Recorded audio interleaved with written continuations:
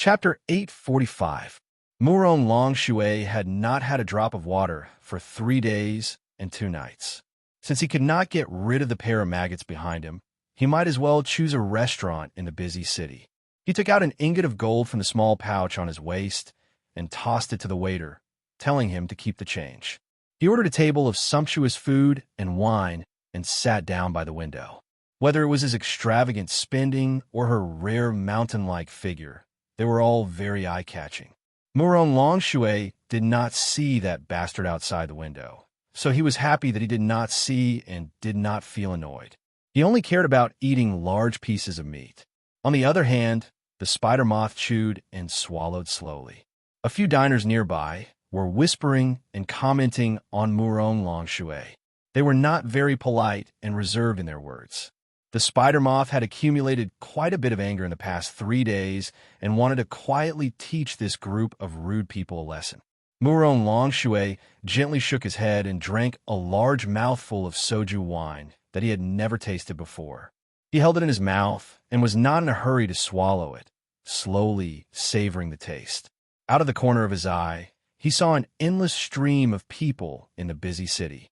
The small families were also wearing silk and satin. Murong Longshui was somewhat entranced. After the spring and autumn turmoil ended in Liang, the brocade and colored silk obtained from the western Shu, the southern Tang, the eastern Yu, and the other 3 places amounted to millions of bolts. These years, the Zhao family of Liang was much more lax in customizing the clothes of the common people compared to the previous dynasties. Murong Longshui swallowed the wine, pursed his lips, and softly murmured, "What a picture of peace and prosperity." Behind a green wall less than 5 feet away, there were only a few pedestrians. Su Fengnian, wearing a mink hat, was squatting at the corner of the wall, chewing a scallion pancake as he muttered vaguely. Without delay, he raised his sleeve, like a small squad leader pretending to be a soldier on the battlefield, giving orders to a few flying swords floating in front of him. With a flick of his finger, 3 of the swords flew along the wall and out of the alley. In an instant, they pierced through the window and pierced straight at Murong Longshui through the window. Old Moth's finger lightly tapped on the table, and wisps of white mist appeared between the flying swords and the princess. The 3 naughty flying swords were unable to succeed, so they turned back the way they came. As soon as the first wave left, the second wave came.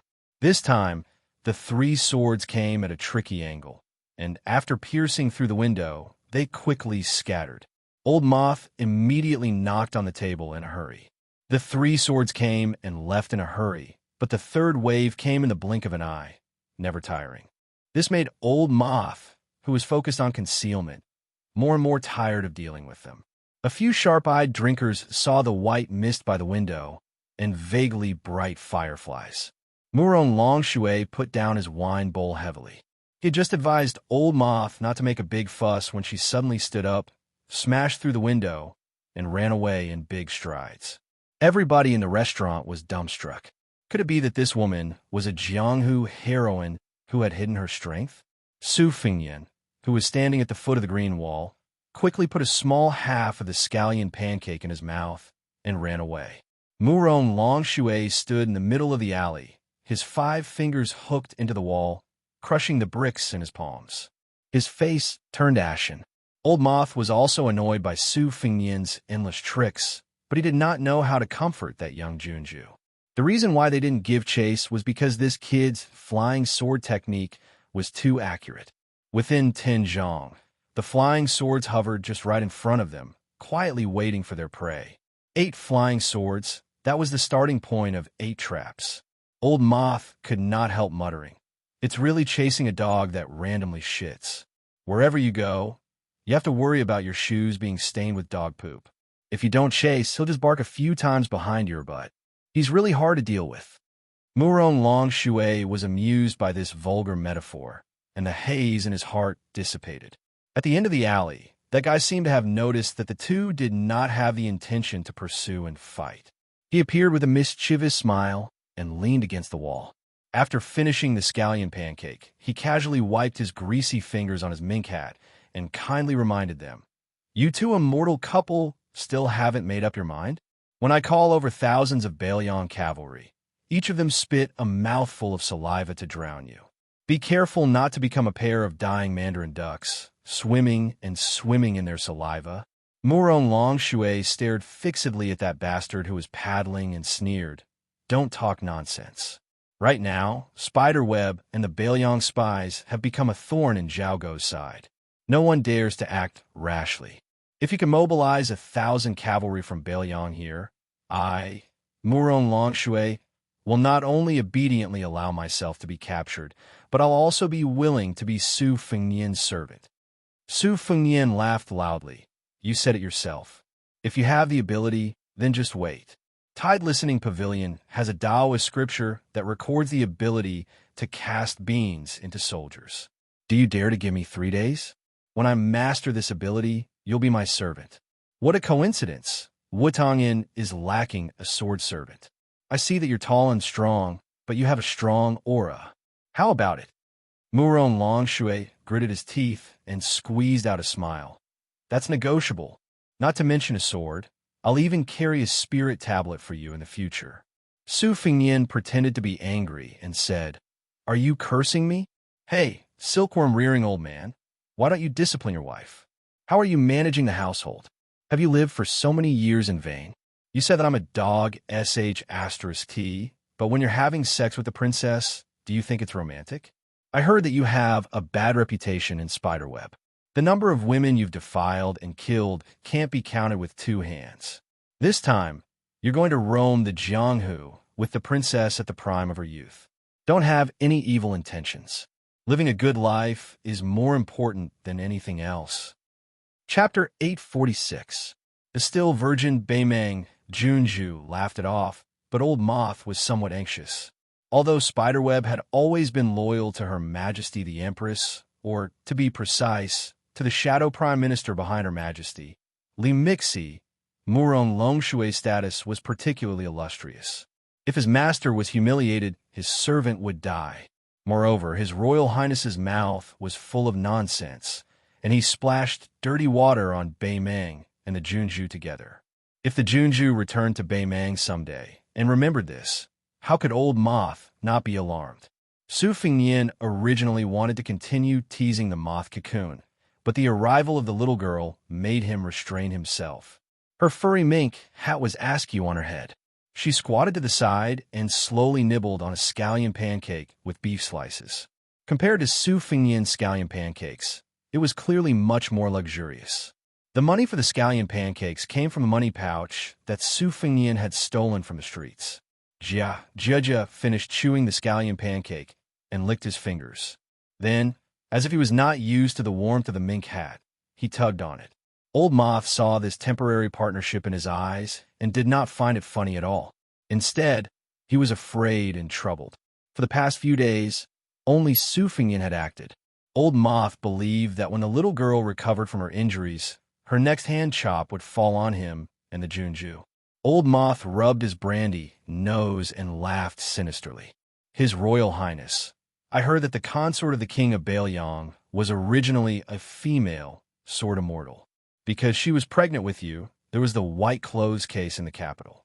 She was left with an incurable disease and passed away early. I also heard that your eldest sister, Su Weisheng, married far away in Jiangnan and is depressed. Your second sister, Su Weisheng, is not much better. She almost died at the hands of Chen Jibao. In a few more years, the new king will replace the old one, and you'll finally become a vassal king with great difficulty. Be careful that in the end, you'll be all alone, unable to share your blessings with others. You still have to worry about the northern Mang's iron hooves coming south, while guarding against the Li Yang's obstructions. If I were you, I would have long gone mad. Not only is Beimeng preparing for war by your bedside, there is also the Zhao family's son who bears a grudge, Zhang Julu, Gu Jiantang, and a large group of loyal officials watching coldly from the sidelines. There are also several vassal kings eyeing covetously. Tell me, aren't you suffering? Su Fengnian was still leaning against the wall. He crossed his arms in front of his chest and sighed heavily. Exactly. Murong Longshui's words were shocking. His expression was calm as he said, Zhao Go has Beimang's men of sacrifice who are in high position. He can be considered a big shot in the capital. Many people know that this is your last day in Jianghu. The battle outside Shenwu City may not be the end of your Jianghu.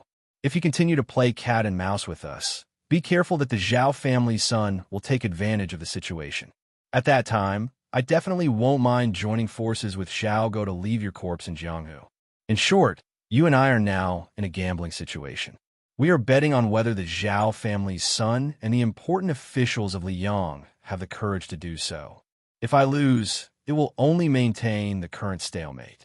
If you lose, you, father, and Beimang have been holding back for more than 20 years, and it will all be for nothing. The reason why I am being so frank with you is because I have never treated you as an irreconcilable enemy. On the contrary, Su Fengnian, I admire you from the bottom of my heart. In Beimang, only Tooba and Dongzhu can make me, Murong Longshui, accept wholeheartedly. Su Fengnian said carelessly, accepting wholeheartedly doesn't count as accepting. Accepting a woman's body is truly accepting. Murong Longshui ignored his frivolous words and asked calmly, "Are you determined to gamble with me?" Su Fengnian stretched out his hand and shook it. He shook his head and laughed. It's not a gamble. Just like how Bailiang only believes in cavalry and Bailiang's blade, I only believe in what I have earned. Murong Longshui's lips curled up as he laughed coldly. Then let's wait and see. She turned around and left the alley. Old Moth was about to turn around when Su Fengnian laughed and said, 240 words. I've remembered them all. Old Moth's throat moved slightly as he spat out a mouthful of thick phlegm on the ground. He smiled mockingly at Su Fengnian and walked away. The young girl snorted. Su Fengnian didn't mind her teasing and asked curiously, "Where did your big cat go?" Jia squatted on the ground and didn't say anything. She had been silent for the past few days. No matter what Su Fengnian asked, she didn't respond. Su Fengnian squatted down and helped her adjust her mink hat. She glared at him and put her hand back. Su Fengnian rolled his eyes and stood up. The two of them continued to follow Flower-like Jade and Spirited Jade. These were the nicknames that Su Fengnian had given to Su Fengnian and Old Silkworm Cocoon the day before yesterday. In Su Fengnian's words, this was called repaying evil with good. They passed by a stall on the side of the road where an old scholar had set up a stall to sell old books. There was a piece of calligraphy placed vertically with the words classical fish on it. It was pressed down by a green prawn copper paperweight. The old scholar saw Su Fengnian and the young girl pass by and asked with a smile, "Young master, aren't you looking for books?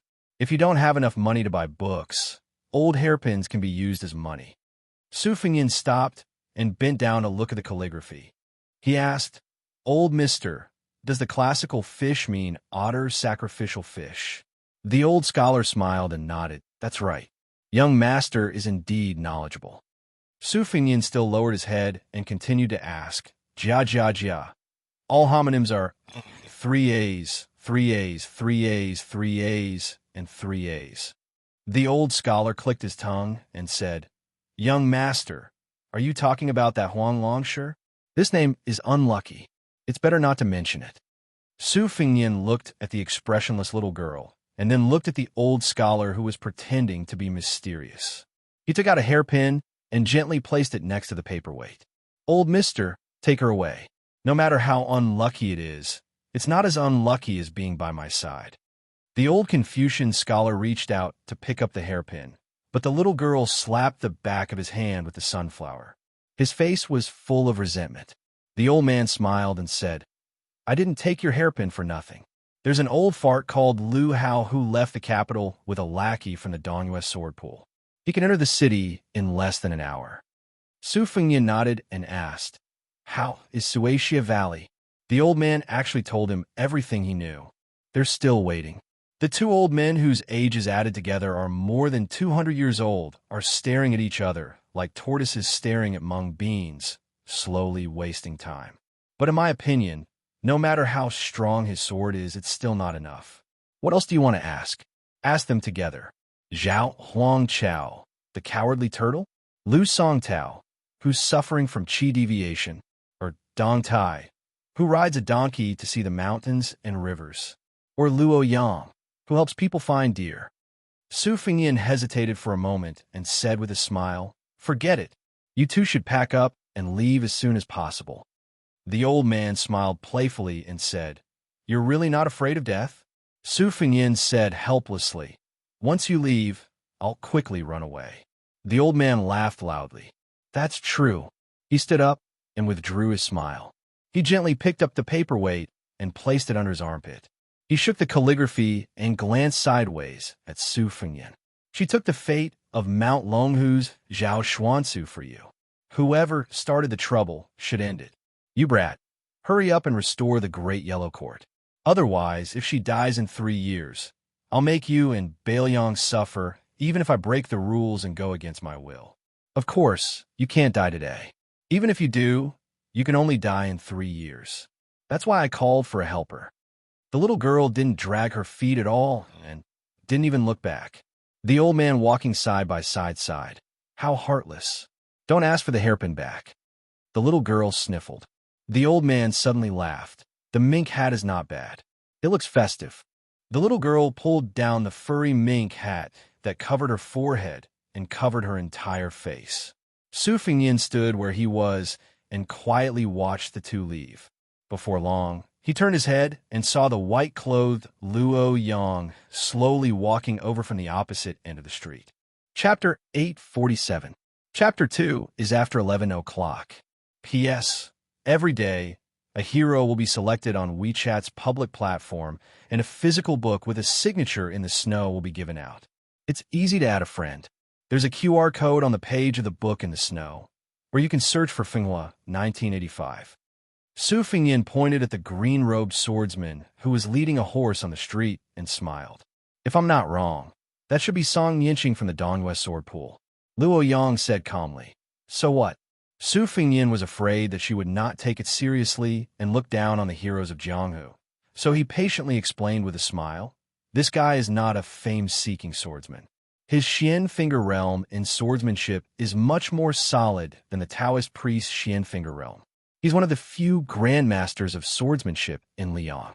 Moreover, Song Yinqing's skills are in harmony, and he's proficient in the 3 doctrines. He's not a brute who only knows how to use brute force, so he'll be hard to deal with. Not counting the sneaky sparring.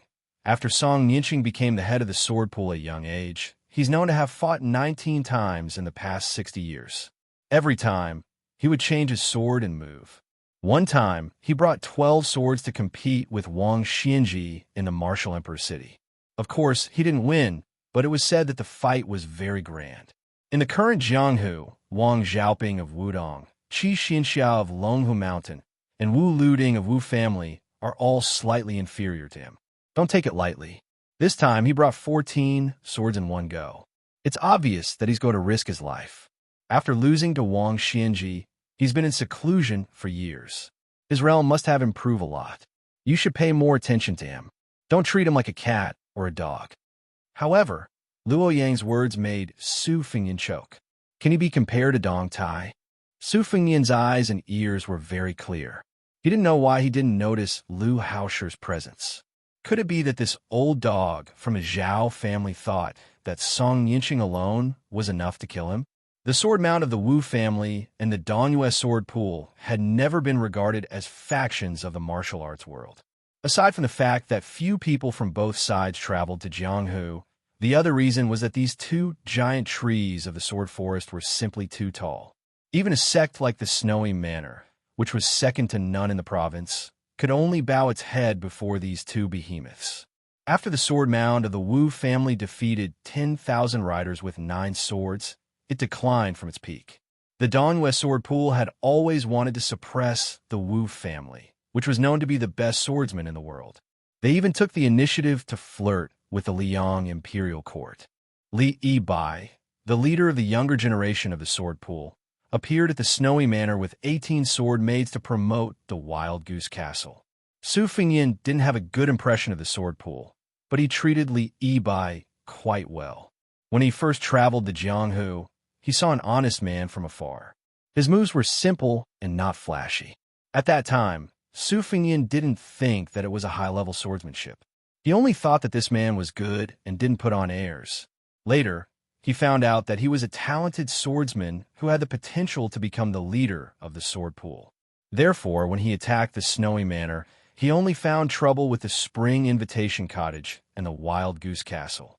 Li Yibai's master, the current leader of the Dongyue sword pool, Song Yinqing, left the sword pool for the first time in nearly 30 years. He took 14 famous swords with him. It seemed that he wouldn't stop until he took Su Fengyan's head. Su Fengyan asked softly, "Why don't you wait for a while and let me test his strength?" Luoyang sneered and said, "Are you afraid that I will easily kill Song Yinqing and alert the enemy, and Lu Haoshi will become a coward and ruin your plan of being the Oriole behind? I find it strange. With your current skills, fighting Master Lu Hao is like hitting a rock with an egg. What? Do you want me to help you when you are beaten half to death? Let me say this first. Even if I help you, it will be after Master Lu Hao kills you, and then I will help you collect your corpse." Su Fengyan grinned and smiled brightly. "I'm not that particular.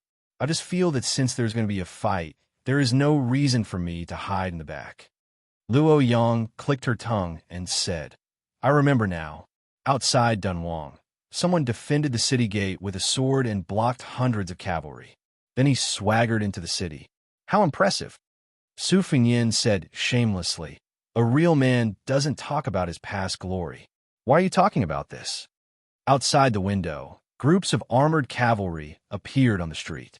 Without any explanation, they drove the people out of the city. At first, there were some rich noblemen and scholars who cursed and swore. In the end, they were smashed to the ground by the end of their iron spears and dragged away like dead dogs. Many of the common people who stayed in their homes were also unable to escape. In the bitter cold winter, they were driven out of the city gate in groups. Some of the members of the big families in the neighborhood were also not lucky enough to escape. After the confluence, they wanted to gang up and cause trouble. But when they saw that the old masters of the government in County Yamen were also in the group of refugees, they did not have the courage to cause trouble. Not long after, the area around the restaurant was almost empty. The diners of the restaurant had already run out.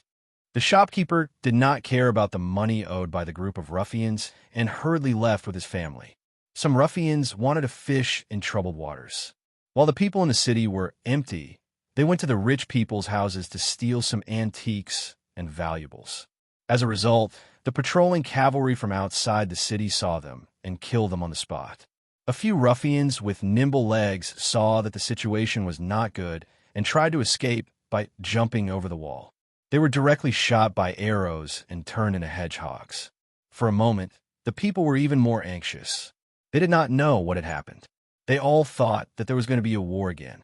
The old people who had experienced the war of the spring and autumn period were frightened and cried. The women and children who came with their ancestors were also crying. The people on the street scattered. The old man in green with a pile of swords on the back of his horse was very eye-catching. When Su Fengyan stood up and looked at the street, the old man also looked up. After their eyes met, Song Yinqing did things quickly. Without saying anything, he let go of the reins and took a long sword from the horse's back. He gently drew a half arc in the direction of the second floor of the restaurant. Chapter 848. Su Fengyan had jumped up high the moment Song Yinqing made his first move. He held the beam of the room with one hand. Luoyang, who was sitting on the chair, was much more elegant than him. She didn't move at all. That crescent-shaped sword aura sliced through the outer wall of the restaurant like cutting tofu and went straight for Luoyang. Luoyang gently pushed that colored glaze cup with one finger. It slid forward an inch on the table.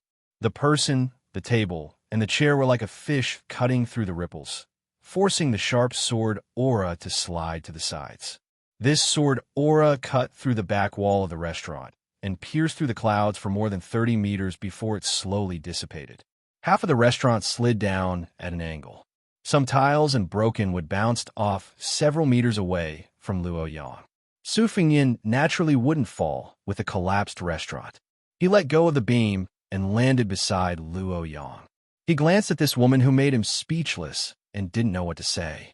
Su Fengyan could take Song Yinqing's probing sword attack head-on. Of course, it wouldn't be as easy for him as it was for Luo Yang. Moreover, Song Yinqing's first move was more of a greeting than a fight. It had the flavor of the sword pool, welcoming guests with peaceful means before resorting to force. After reaching the Finger Profound realm, his control of qi was much better than that of the Vajra realm. Luo Yang played her flute beside the Spring God Lake. She could sense the level of everyone's realm through the flute sound. It was this trick. Only Luo Yang dared to take Song Yinqing's sword attack head-on. After Song Yinqing's first move, as long as the opponent took it head-on, he wouldn't be able to accurately deduce the opponent's realm. Instead, he would be able to roughly know the opponent's realm. Then the second and third sword attacks wouldn't be inferior to the opponent's, which would be more beneficial to his sword-hard illumination. The restaurant became like a simple tavern without any shelter, revealing the man and woman on the second floor. Song Yinqing was just like the rumors. He immediately sheathed his sword and placed one hand on the other scabbard. He asked loudly, "This old man is Song Yinqing of the sword pool of Dongyue. May I ask who is upstairs?" The person the old grandmaster asked seriously was naturally not His Royal Highness, who the world knew. In the Jianghu, regardless of whether it was an expert or a novice, most people had the habit of asking about the details of their opponents, what their nicknames were, who their masters were, and what their backgrounds were. This wasn't an unnecessary move. Apart from those nobodies who liked to give themselves famous nicknames that could be ignored, the rest of the people in the Jianghu were quite rare to have nicknames that weren't vulgar. They all relied on their abilities in gold and silver to earn their nicknames. Everyone in the Jianghu was in the same profession. Whether it was to make a living or to make a living, being kind to others wasn't a wrong thing to do. When faced with people who had been famous for a long time, most people didn't want to offend them to the point of death. Therefore, many people in the Jianghu who didn't know when to back down would often be able to turn hostility into friendship after a word of disagreement. In fact, they didn't even fight, but they still glorified it as no discord, no concord. Those who were popular in the Jianghu were definitely old foxes who were good at making friends for both sides. Even if the hotheads had good cultivation, they didn't understand the principle of not looking at the monk's face and would often suffer many unnecessary losses. Many Jianghu people who had a bright future were stubborn. They didn't know when to advance or retreat after provoking rich and powerful enemies, and in the end, they didn't even know how they died. Song Yinqing, who was one of the top swordsmen in the world sword forest, was no exception. That young woman in white really shocked him. Since when did Li Yang have such a woman who hid her strength so well? Su Fengyin coldly snorted and said, "She's my friend. What's wrong?" Luo Yang glanced at Su Fengyin from the corner of her eyes. How could she not know this guy's little scheme? If she bluntly revealed her identity, she was afraid that no matter how conceited Song Yinqing was, he would have to think twice. Then this guy's wishful thinking might not be successful. Su Fengyin was still singing a one-man show. Surnamed Song, if you have the ability, then try to climb the tower. Don't try to worm your way into being friends with us. In the past, you carried 12 swords to Wu Wu City, but didn't you come back empty-handed? So what if you have 2 more swords today? If you have the ability, then use all 14 swords. I'll say it right here, we'll take all of them. Luo Yang calmly asked, "Aren't you bored? Aren't you ashamed?" Su Fengyin turned his head and laughed in a low voice. "It's not easy to get the thigh of the number 1 person of the evil path. Let me show it off." Su Fengyin's frivolous words didn't anger Song Yinqing. His state of mind was as calm as an ancient well, and he didn't respond to Su Fengyin. He just lightly patted the scabbard. This time, he didn't hold the sword in his hand, but instead rode it 20 feet away from his hand. The sword's aura was much stronger than the first sword. The tip of the sword was slightly raised, and it swept towards Su Fengyin on the second floor. Luo Yang stood up.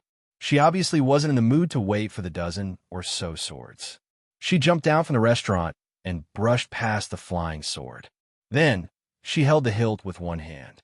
The long sword vibrated incessantly, and the sound could be heard all over the city. Song Yinqing grasped the third, sword hanging on the horse's back. He didn't panic because Luo Yang had caught his unsheathed sword. Instead, he smiled knowingly. This sword was called Hoary Head. People of the world couldn't escape the fate of separation when they turned white. When the sword and the sword's aura were unsheathed, they were separated. Breaking one of them wouldn't affect the overall situation.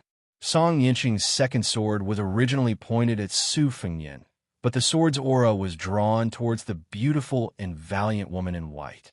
Moreover, the white sword didn't differentiate between the two. As long as Su Fengyan hastily attacked, any impact and chi he exerted on the long sword could be transferred to the sword's aura. This was the essence of the Hoary Head sword. If one was the first to sense the sword's aura and block it, the same principle would apply. Luo Yang suddenly clenched her 5 fingers, and a long sword in her hand suddenly stopped wailing. The perfect sword embryo was broken, but her means were swift and fierce. It was tantamount to adding fuel to the fire for the sword's aura lurking in the dark. Su Fengyan didn't realize the mystery until the sword's aura suddenly approached. He cursed. It wasn't clear whether he was cursing Song Yinqing for being treacherous or blaming Luo Yang for deliberately tricking him. 8 flying swords came out of her sleeve like a thunder pool. The woman who tricked Su Fengyan secretly raised the corner of her mouth. She held the long sword that had completely lost its spirit upside down, landed lightly on the ground, and ran towards Song Yinqing. The sword's aura in her hand soared to more than 10 feet. It was as thick as the mouth of a bull and like the tail of a comet. It was domineering. Song Yinqing was shocked. He was only holding the sword in his right hand, but he immediately added a sword to his hand. Luo Yang, who was holding the long sword upside down, released the hilt and threw the long sword and the sword's aura at Song Yinqing. In fact, it was more like a smash. Chapter 849. The sword and sword chi were like a painter splashing ink onto the ground. The sword chi was so strong that before Song Yinqing's second sword could get close, it had already been crushed into powder. Song Yinqing did not retreat, but advanced instead. His feet were only a few inches off the ground, and he advanced more than 10 feet. When he stopped, he twisted his toes, and a new pair of plain green cloth shoes slid on the ground, kicking up a cloud of dirt. His left hand held the sword behind his back, and his right hand held the sword in front of his chest. He then pointed downwards, and the tip of the sword went from downwards to upwards, pressing against the bottom of the sword chi. The sword in Song Yinqing's hand gradually bent, and bit by bit, he changed into the collapsing sword style. The tip of the sword was not higher than his head, and with a light shout, he actually flicked the condensed sword force over his head, landing on the street and creating a bottomless pit. The sword pool sect master's sword did not straighten, and maintained a slightly bent, collapsing sword style. He let go of the sword, and before the sword fell, the tip of his left hand collided with the middle of the sword that was hovering in the air. There was a clang, like the sudden sound of a temple's morning bell, melodious and loud. Luo Yang moved forward at a moderate pace, and with a casual wave of her arm, she blocked the sword chi that came from the collision of the swords. Song Yinqing quickly changed from a straight collision to a horizontal one, and the second sound was like the evening drum, extremely dull. Striking the morning bell, striking the night drum, the sound of the drum kills, the bell absorbs the soul. Song Yinqing had secretly entered the Jianghu 20 years ago, and when he was traveling, he stayed in a nameless ancient temple and learned it after hearing the morning bell and evening drum. Song Yinqing repeated the boring collision without stopping, and in an instant, he had struck it 108 times. Luo Yang continued to move forward, and, in the end, she was even stingy with raising her hand. There were continuous explosions in front of her, and everywhere she passed, the sound of the bell, drum, and sword would destroy everything. The original meaning was to sound the drum and listen to the sound, and to return quickly and not violate the rules. But since Luo Yang could kill her way through Beimeng alone twice, what was a small noise of the bell, drum, and sword chi? Song Yinqing's 2 swords finally couldn't withstand the force of the collision.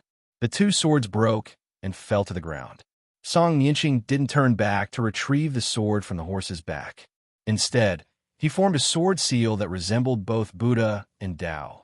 Riding the swords out of their sheaths, the three swords left their sheaths one after the other, leaped up from the horseback like a long rainbow falling on top of Luo Yang's head. Song Yinqing's hair and beard stood on end. His green robe fluttered violently, and his feet sank a foot into the ground. Luo Yang was simply arrogant to the point of being unreasonable. With her hands behind her back, she stomped on the ground, shattering the bluestone slabs and sending the gravel flying. It was exactly the same as the first battle with Dong Tai in Dunhuang City. However, at that time, she stomped on the ground, shaking up thousands of raindrops to form 1,000 white swords. Every time a sword pierced towards her, it would be deflected by a stone a few feet away. In the 30 steps that Luo Yang had taken, the three swords had already returned without any results more than 60 times. The tips of the swords had long been broken, and the distance between her and Song Yinqing had shortened to less than 10 feet. Song Yinqing pressed his hands down, and the three swords that were half of their original length pierced towards Luo Yang at the same time, making a final struggle. Luo Yang brushed her hand and casually grasped the three flying swords that were like arrows at the end of their flight. She continued to move forward slowly.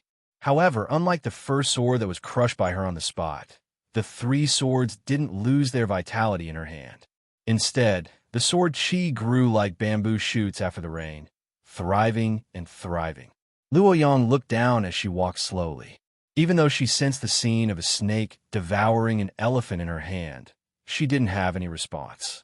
The sword Qi of the three swords took root in her palm. Song Yinqing squinted his eyes and snapped his fingers. That old horse was familiar with its owner's habits. It trod lightly on its hooves and came to the side of the elderly man. Song Yinqing took out the only sword with a sword tassel among the 14 swords. The sword's body was as clear as a mirror, which was why it was named Zhao Dan. Back when he ascended Marshal the Arch City with the 12 swords, Song Yinqing was just a rookie of the sword forest that had just entered the pugilistic world. Wang Xianji was already recognized as the world's #1. However, when did Song Yinqing take a step back? The Zhao Dan in his hand was the first sword that Song Yinqing had personally forged after going into seclusion. Every swordsman was a swordsmith. They had to forge their own swords in the sword furnace. Although the sword pool had millions of swords, they were only used to remember the ancestors. Ever since Song Yinqing, the sword pool didn't allow any of the sect juniors to revere the past and belittle the present. This was why many visitors to the Sword Dao all sighed that the sword pool no longer has any ancient swords. With the Zhao Dan in his hand, Song Yinqing's heroic spirit was overflowing. His sword heart was even clearer. The white-clothed woman walked forward step by step. It seemed like she didn't take the initiative to make a move. She was forced by the situation. However, Song Yinqing wasn't relaxed. She didn't stop at each step. The more leisurely she walked, the greater the disturbance it caused to Song Yinqing's mental state. Song Yinqing didn't take any other swords and only took the Zhao Dan. Wasn't this a sign that he valued that woman? Chapter 850. While Song Yinqing was accumulating his power, he looked at the woman of unknown origin. The previous three swords were named Time, Place, and People. They were specially designed to deal with Xianxia and even celestial state masters. They could forcibly absorb qi and become stronger when faced with a strong opponent. Every time Song Yinqing comprehended a move, he would forge a new sword. He had been diligent in forging and nurturing swords all these years. He had poured a lot of effort into each of the 14 swords, complemented by original sword moves. They were all worthy of being called new swords. They were truly unprecedented. If an opponent of the same state underestimated him, he would definitely suffer a great loss. Song Yinqing had originally hoped to nurture 20 swords in his life and leave the final battle to Dong Tai or Wang Xianji. However, he could not disobey the emperor's order. He had to break out of seclusion and wander the Jianghu in a green robe with swords. However, he did not think that the crown prince of Bailiang could bear the 14 swords. Song Yinqing suddenly widened his eyes. Time, place, and people. What's the harm in giving them all to you? The woman in white sneered. Her qi poured into the three swords like a flood.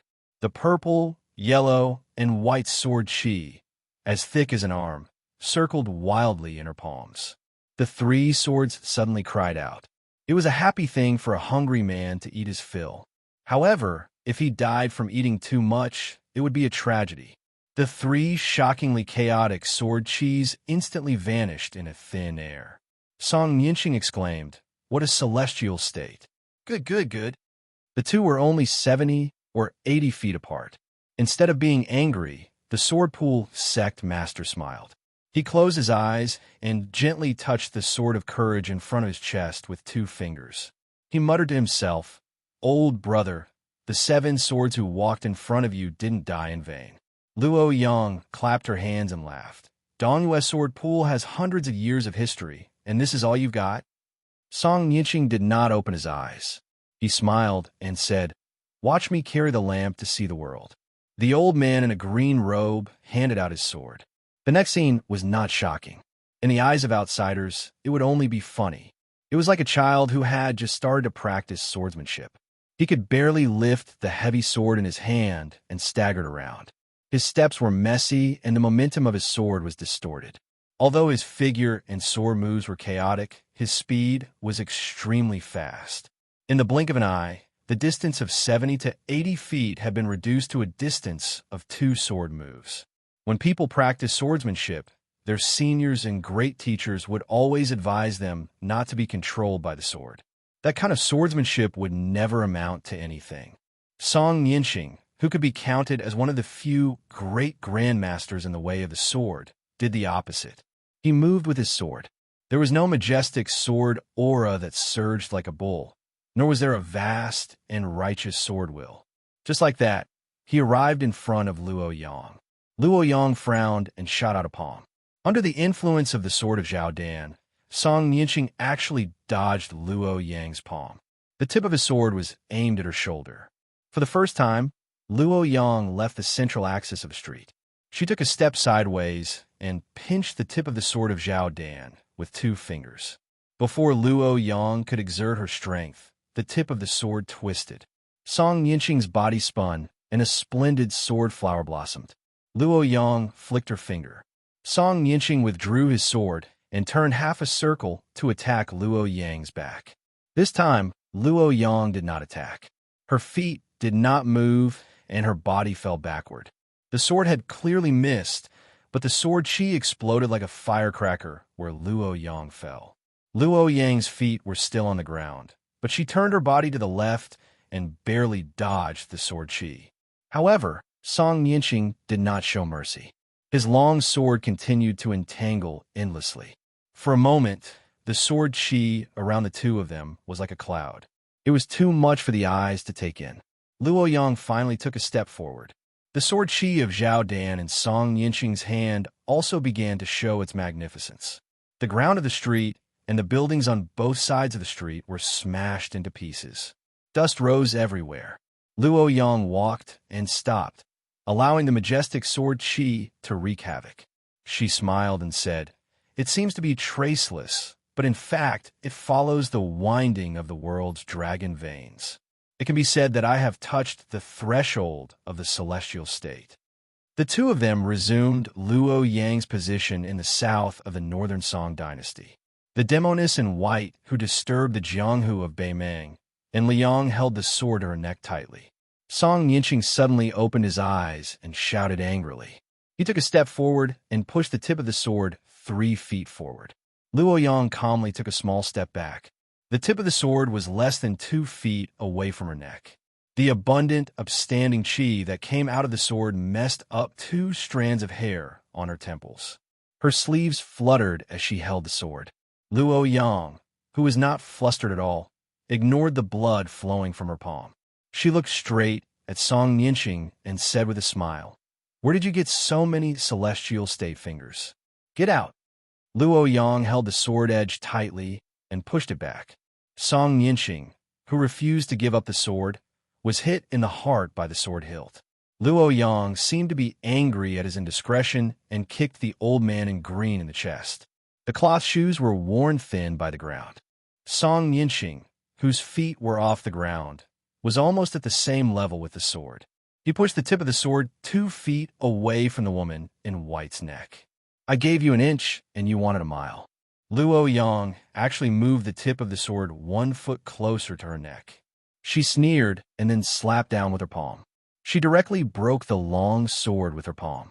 Since the sword was broken, Song Nianqing had to retreat. Luo Yang did not bother to beat a drowning dog. She casually threw away the broken sword and let Song Nianqing rush back to the old horse with the sword. Song Nianqing was hit in the heart by the sword hilt and kicked. Blood oozed from the corner of his mouth. He tried to calm down. The old man's face was full of disbelief. If he was fighting against Wang Xinji, the #1 in the world, he would be in such a sorry state. But how could an unknown young woman in Jianghu be so domineering? Or was it because he was too ignorant? What the woman in white said next really made Song Nianqing flustered and exasperated. As an old man who occupied a place in the sword world, no matter how good he was at maintaining his composure, he could not stay calm. I'll teach you how to use the sword. Chapter 851. On the second floor of the restaurant, Luo Yang added fuel to the fire of the sword qi that was connected to the sword. The sword qi instantly surged, startling Su Fengnian.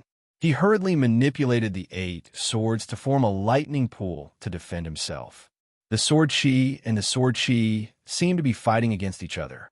The sword qi struck the flying swords, producing incessant tinkling sounds. Su Fengnian's actions were also unexpected. He was not in a hurry to destroy the sword qi. Instead, he fought and retreated. He moved around on the second floor, chipping away at the sword qi bit by bit until the sword qi was completely eliminated. After that, Luo Yang went downstairs and pressed on. Song Nianqing could not care less about the person upstairs. The 2 swords of Morning Bell and Evening Drum, followed by the 3 swords of Favorable Timing, Favorable Location, and Favorable Person, followed by the sword Illuminating Courage, totaling 8 swords.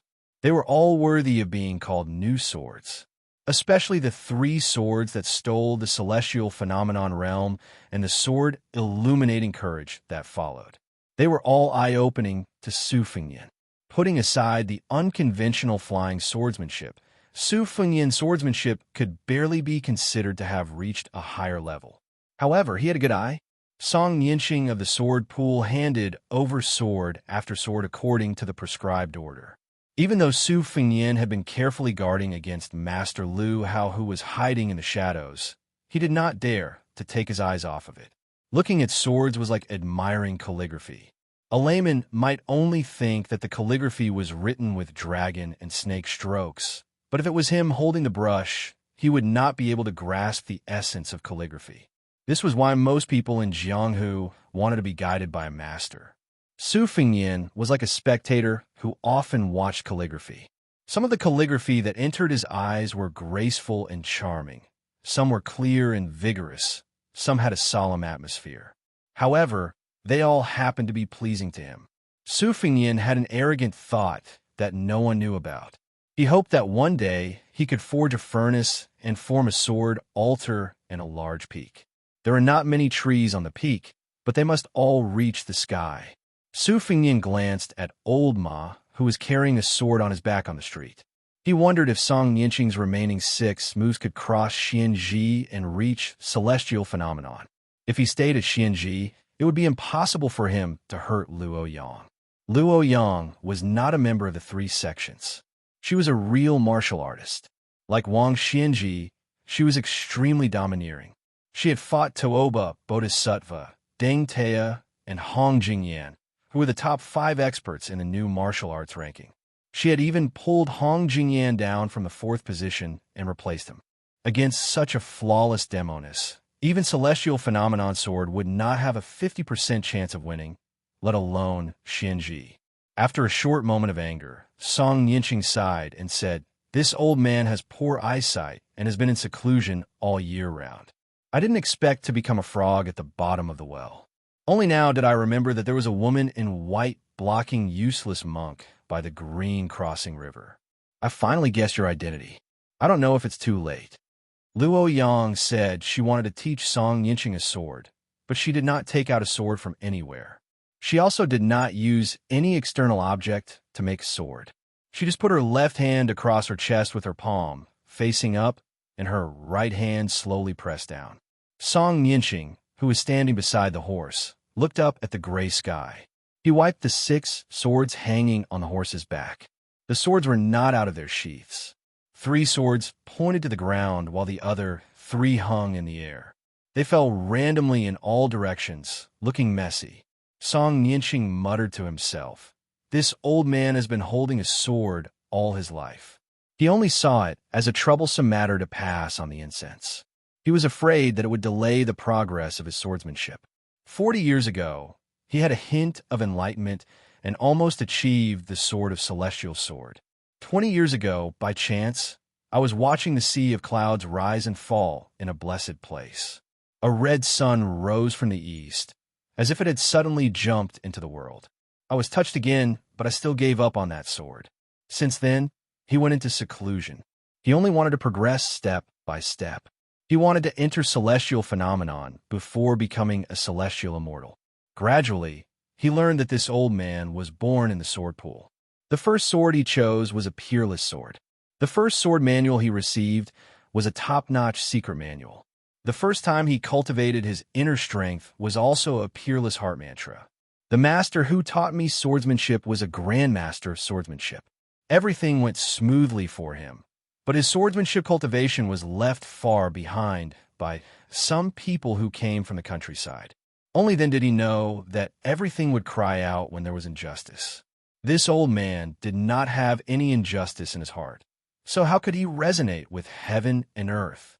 Luo Yang did not care about Song Nianqing's enlightenment, nor did she care about the 6 swords standing between heaven and earth. Her palms seemed to be pressed together, but there was still a gap, a vision of heaven and earth. Su Fengyin sucked in a breath of cold air. The highest point in the city was the bell tower of a Taoist temple. The sharp eaves of the tower seemed to be pressed down by an invisible celestial being and snapped. Immediately after, the bell tower collapsed in an unusually smooth manner. The 1,000-year-old tower in the city, second only to the bell tower of the Taoist temple, also began to collapse. All the taller buildings in the city began to collapse together, showing a scene of being cut down by a knife. The huge city was like a piece of tofu on a chopping board, easily cut by a knife. The more it was cut, the thinner it became. In the blink of an eye, Su Fengyin did not dare to stay on the second floor. He floated to the ground, only to hear the ear-piercing noise of thousands of kilograms of gravity crushing wood and stone. Su Fengyin gently stamped his foot and then laughed bitterly. Not only was the heavens moving down, but the ground was also restless. It was like a great Buddha overlooking heaven and earth with its palms pressed together. There was nowhere to hide. Heaven and earth were in harmony, leaving only a line. This line was Luo Yang's sword. Song Nianqing's expression was grave. The 3 swords in the air pierced upwards, while the 3 swords on the ground penetrated downwards. Clearly, he was doing his best to assume a mighty posture of indomitable spirit. This line between heaven and earth was still 3 zhang high. Needless to say, the high walls of the city had long been completely destroyed. The elite cavalry that had been transferred from outside the city to clear out the city had really hit the mark by a stroke of luck.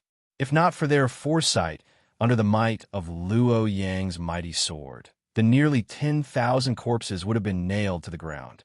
The more the situation was settled, the more Su Fengyin did not forget that Lu Haoshi, Murong Longshui, and Spiderweb Moth were still hidden in the city. Murong Longshui and the old man were indeed in the city, and they were not far from here. They were 3 streets away. Murong Longshui was sitting on the wall of a low alley.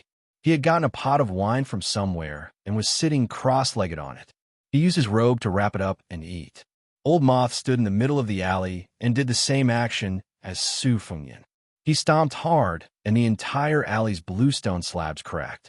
The old man sighed and said, "Who would have thought that after the battle between Luoyang and Bodhisattva Tuoba in the icy plains of the extreme north, his methods had become even more vicious? Princess, with her here, do we still have to interfere? I'm just afraid of pulling chestnuts out of the fire." Before we can eat the roasted chestnuts, we'll get into trouble instead. Murong Longshui bent his finger and flicked a few peanuts, one near and one far.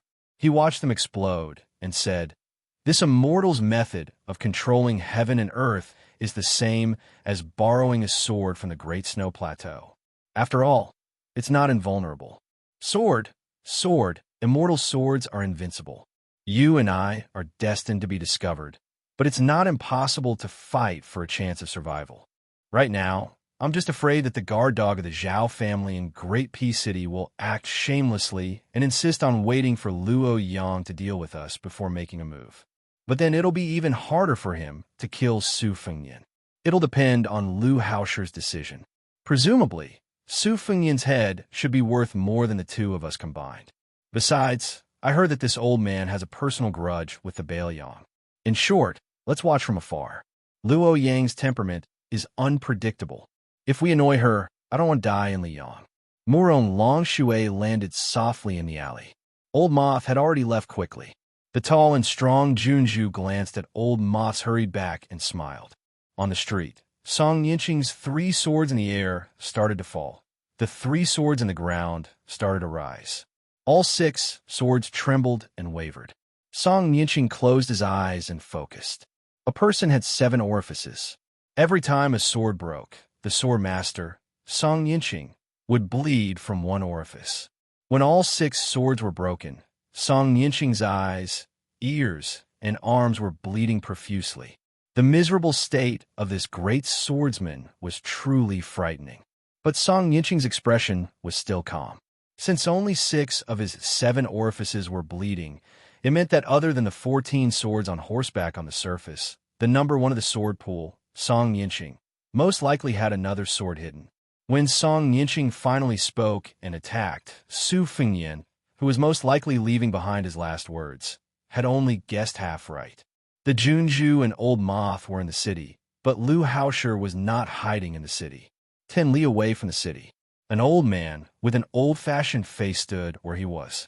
When Luo Yang's hands began to close the sky and the earth, he began to move his feet extremely slowly. The first step was not even half of an ordinary person's step. The second step was slightly faster, no different from an ordinary person's. The third step was the distance of an ordinary person's 2 steps, and so on and so forth. The sky and the earth were like thunder, rushing towards the city. Chapter 852. Xianxia was one of the best villas in Tianyuan. It had many people, deep mountains and remote rivers, and cultivated diligently while avoiding war. Its feng shui was extraordinary. An old man and a young girl walked through the fields. It was cold and frosty, but the fields were not soft. There were some shriveled eggplants on the fields. The old man bent down to pick a few and put them in his pocket. The young girl behind him wore a cheap mink hat and looked back from time to time. The old man was still talking to himself. Don't look at the eggplants now. After being frosted, they're sweet when they enter the mouth. The taste is no worse than the crucian carp in winter and can compete with the winter bamboo shoots. Later, find a family, and I will personally cook a pot for you. Xianxia owed me a big favor. Back then, I was the one who picked this treasured land for them. Not to mention a few worthless eggplants. Even if it was a few lives, I would have taken them away just like that. You don't look at me. Since I found Luo Yang as a helper for that boy, his life and death are 50-50. Don't stare at me. Yes, I let him fall into this trap, but he made my daughter suffer such a big loss. If I don't scheme against him, who will I scheme against? As for me, generally speaking, I don't help anyone. Even though the Emperor of Dongyue indulged in sensual pleasures, I still managed to protect most of the Dongyue imperial family.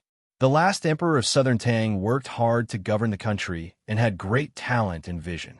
He could be considered a wise ruler. But now, everyone in Southern Tang has the surname Hong.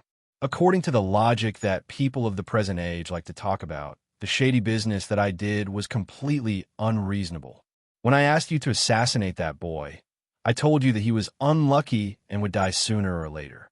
Rather than dying on a woman's belly or in the hands of others, it would be better to die in your hands. At least his body would be intact, and there would be a place to be buried. compared to the thousands of lonely souls and wild ghosts. How could it be worse? It would have been better if the old man didn't say anything. Once he said these principles that were drier than eggplants, the young girl simply stopped walking. She carried the sunflower and looked at the city dozens of miles away. The old man was embarrassed and reached out to grab a handful of sunflower seeds. The young girl twisted her body in a fit of pique and spun around with the withered sunflower, not letting him have his way. The old man was surprised and squinted his eyes. He saw that the city in the distance was swaying in the wind and rain. His sea of chi rumbled and fell, as if heaven and earth were squeezing a line. He sighed and rubbed his daughter's mink hat and whispered, "It is the heartless people are the most infatuated." The old man didn't get any response. Fortunately, he was already used to it. He weighed the eggplants in his pocket and found that it wasn't enough for lunch, so he picked a few more. Only then did he talk to himself. If the 20 to 30,000 people in the city can't be dispersed in time, Luo Yang's move will incur the wrath of heaven and the wrath of men. The people of the three religions and Longhu Mountain can't even fend for themselves. But according to Li Xiaoxin's temperament of the two Zen temples, he will definitely make a move. Before entering first pin, especially below second pin, there's a simple way to break through the armor. One punch will break through the armor, and one sword will pierce through the armor. It's clear at a glance. But after entering second pin, especially after first pin, there's no such thing as this method is too inflexible. People are alive. Dong Tai's sword can be said to be the pinnacle of swordsmanship. It can easily break through thousands of armors. However, if the person wearing the armor knows martial arts, the power will be greatly reduced. If Wang Xianji wears the armor, even Dong Tai can't easily break through the armor. Could Dong Tai be a beginner in swordsmanship? The sages of the three religions are blessed by heaven. Li Xiaoxin cut the river to send a gift to Daoda's sect. If the river water was thrown down, it wouldn't be difficult to drown thousands of Beimeng people. But how could it drown a few second-pin martial artists? This is the reason why the sages of the three religions don't enter the martial arts evaluation. If they want to borrow the power of heaven and earth, they have to act according to God's will. Wang Xianji and Tuoba don't need to do that. In the past 200 to 300 years, there are only 3 cases where the sages of the three religions killed more than one person. The first one was when the Wu family broke through 10,000 cavalry with 9 swords. The second one was when Li Chungang broke through 2,600 armors with 1 sword. The last one was when Luo Yang went south not long ago. Not only were the opponents fully equipped with armors, but they were also skilled in martial arts. Especially the latter two. After reaching the celestial state, even if it wasn't as obvious as the sages of the three religions, they would more or less be influenced by fate. Sometimes, killing a nameless pawn would cause more trouble than killing a general. Zhao Go took the lead to send the elite cavalry to drive away the people in the city. This is mostly the idea of Master Lu Hao. An old man who doesn't die is a thief, and a thief is a coward. Master Lu Hao is afraid that Luo Yang will be unscrupulous when she attacks. When the purple thunder strikes, even if Luo Yang bears 70 to 80% of the damage, he will be affected by it.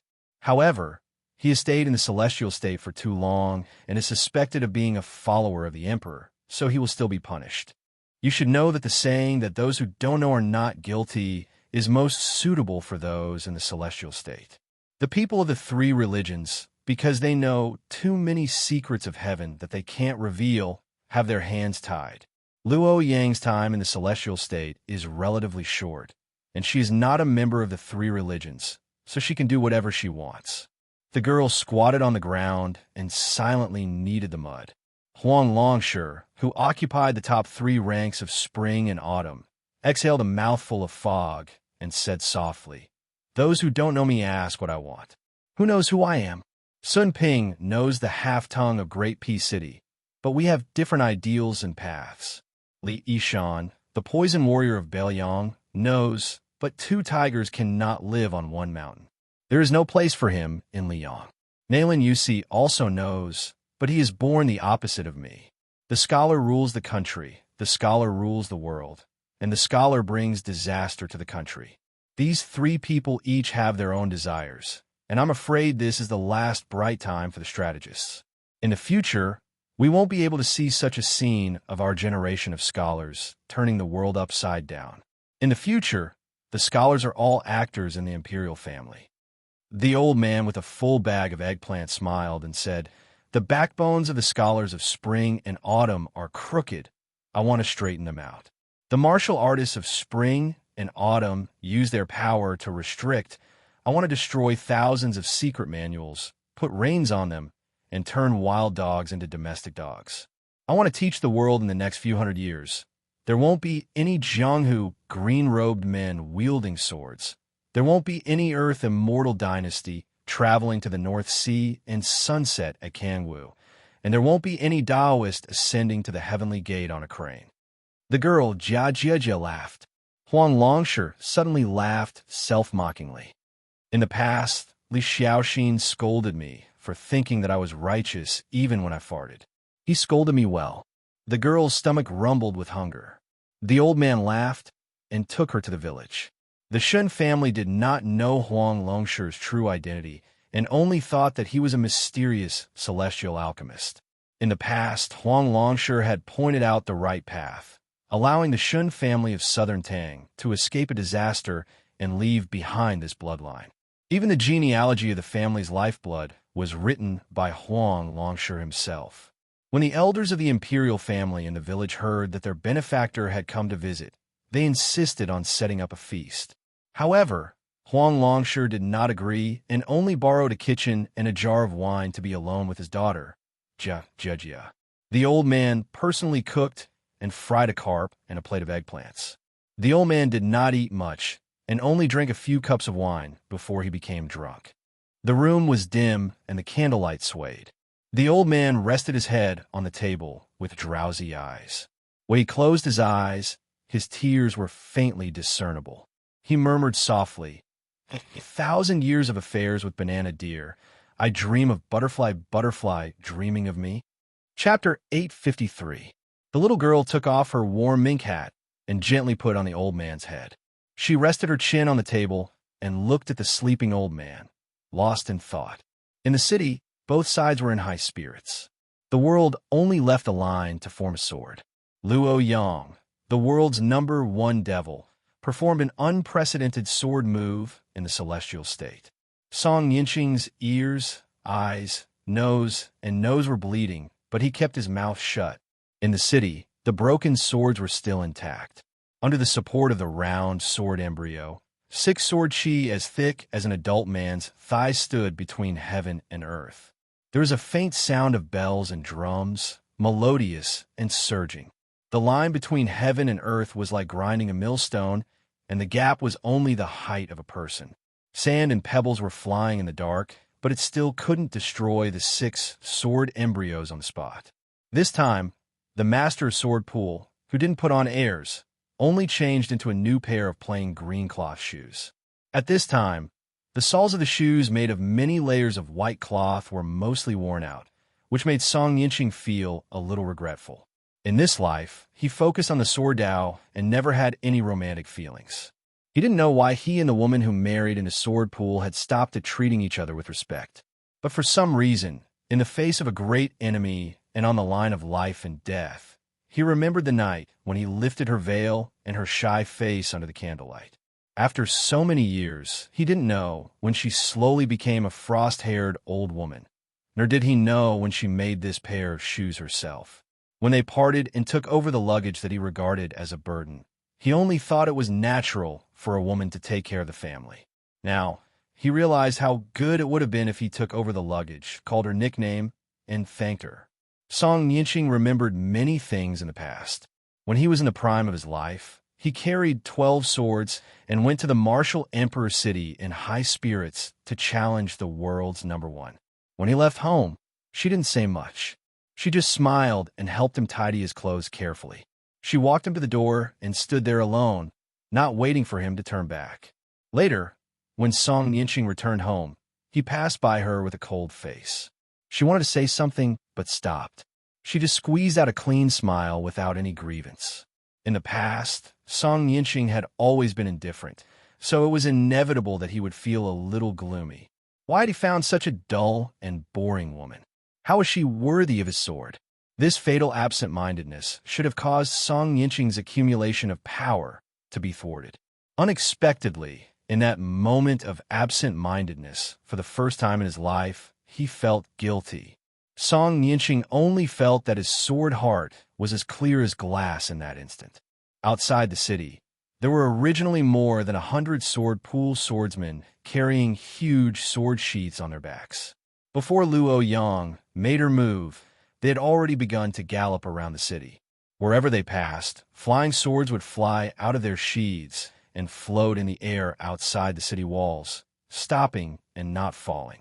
Outside the city, there were already nearly 1,000 swords hanging in the air. The sword formation was majestic, the sword momentum vast and mighty. But the swordsmen of Sword Pool who had reined in their horses looked at each other in dismay, because the swords hanging outside the wall had all fallen to the ground at the same time. Without the guidance of the Qi, the sect master seemed to have given up on the idea of using the sword formation. But this sword formation should be the sect master Song Yinxing's hidden 14th sword. With the sect master's temperament, it was impossible for him to choose to wait for death in the face of a strong enemy. Since the sect master had always regarded Wang Xianxia, the martial emperor, as the last opponent in his life, even if he encountered a rare strong opponent in the city, he would not end up like this. For a moment, the swordsmen who had stopped were at a loss and felt a strong sense of crisis. But when the swordsmen of Sword Pool successively perceived the increasing strong sword intent in the city according to their realm, they were pleasantly surprised. Song Yinxing lowered his head and took a deep look at his shoes. He smiled slightly, allowing the 6 wisps of sword qi to vanish in the millstone and the flying wood and rolling stones to hit his face.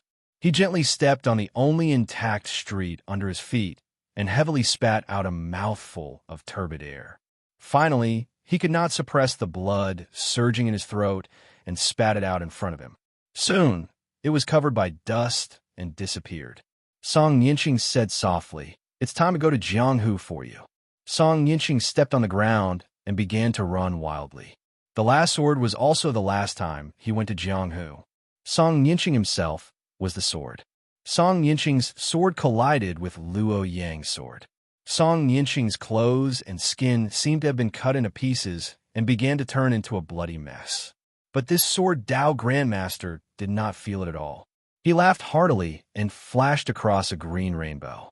He gave up the mighty sword formation of 1,000 swords in exchange for a sword immortal sword that seemed inexplicable to others. This sword could be said to be invincible in the world. It tore apart Luo Yang's heaven and earth. The world was dark and cloudy. Song Yinxing's sword qi was like a painting of an immortal riding a dragon.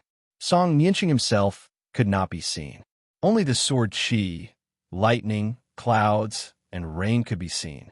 Luo Yang, who did not expect Song Yinxing to have such a sword, held her breath and concentrated. Her qi circulated 800 miles in an instant.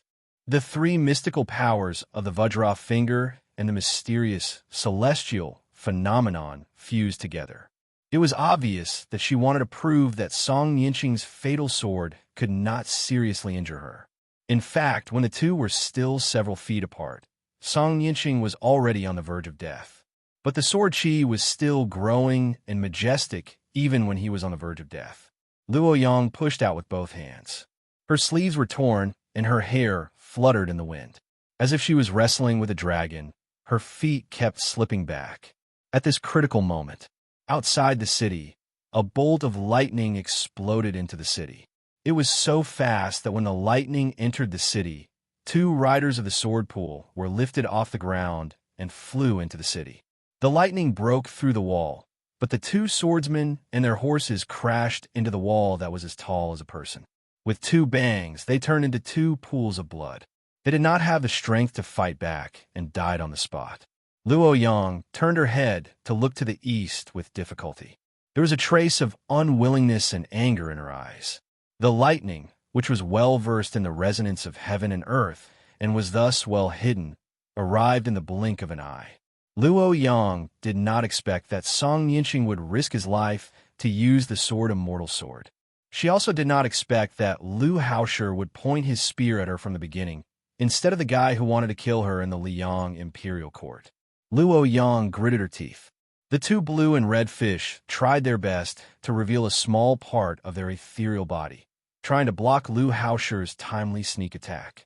A white shadow rushed to Luo Yang's side almost at the same time as Lu Haoshi, forcibly withstanding the full force of the Celestial State's attack. Even if this reckless guy only won a blink of an eye, Lu Haoshi had already brushed past Luo Yang and the sword chi. Lu Haoshi was furious. After weighing the pros and cons in his heart, he did not chase after the white-clothed devil who had lost the best opportunity to severely injure him. Instead, he rushed toward the little bastard who ruined his good plan. From the center of the city to the west of the city, the back of the figure crashed through many walls. In front of the last wall, Lu Haoshi's 5 fingers formed a hook, as if grabbing something from the body of the person, while his other hand punched out, smashing the guy from inside the city to outside the city. With a cold face, Lu Haoshi crushed the chi in his hand, which was faintly visible like a lotus swaying in the wind. He sneered, "You overestimate yourself. You dared to ruin this old man's plan of killing 2 birds with 1 stone. This old man not only wants you dead, but also wants you to lose everything before you die."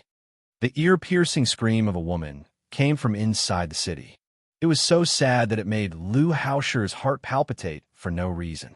Chapter 854. There are 2 more chapters for today. A person suddenly broke through the wall and left the city. The swordsmen who had just picked up their swords from the sword pool outside the wall were startled. After recognizing the young man's unfamiliar face, they felt relieved. At first, they thought it was the top 3 swordsmen in the world who had been beaten out of the city. This time, they had left the sword pool in full force. A small group had followed Li Yibai to the Swift Snow Mountain Villa, while a large group of elites had followed the Sectmaster on a secret mission. When they got close to the city, they took turns to pass a portrait. The Sectmaster's order was simple and comprehensive. If they saw the person in the portrait, they would be killed without mercy. The nearby swordsmen on horseback also quickly gathered around.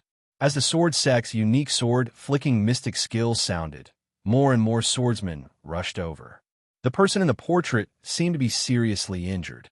After struggling for a while, he still could not stand up and sat on the ground. His face was haggard and his complexion was obscure. It was obvious that he had fallen into a miserable state where his soul, essence, chi, and spirit were violently fluctuating. He did not pay attention to the swordsman of Sword Pool who had shrunk the encirclement. He clenched his fists and stared at the old man in embroidered clothes on the other side of the hole in the city wall. He had lived a comfortable life in the most virtuous city in the world all year round and held high position.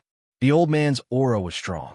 The difference between the aura inside and outside the city was obvious.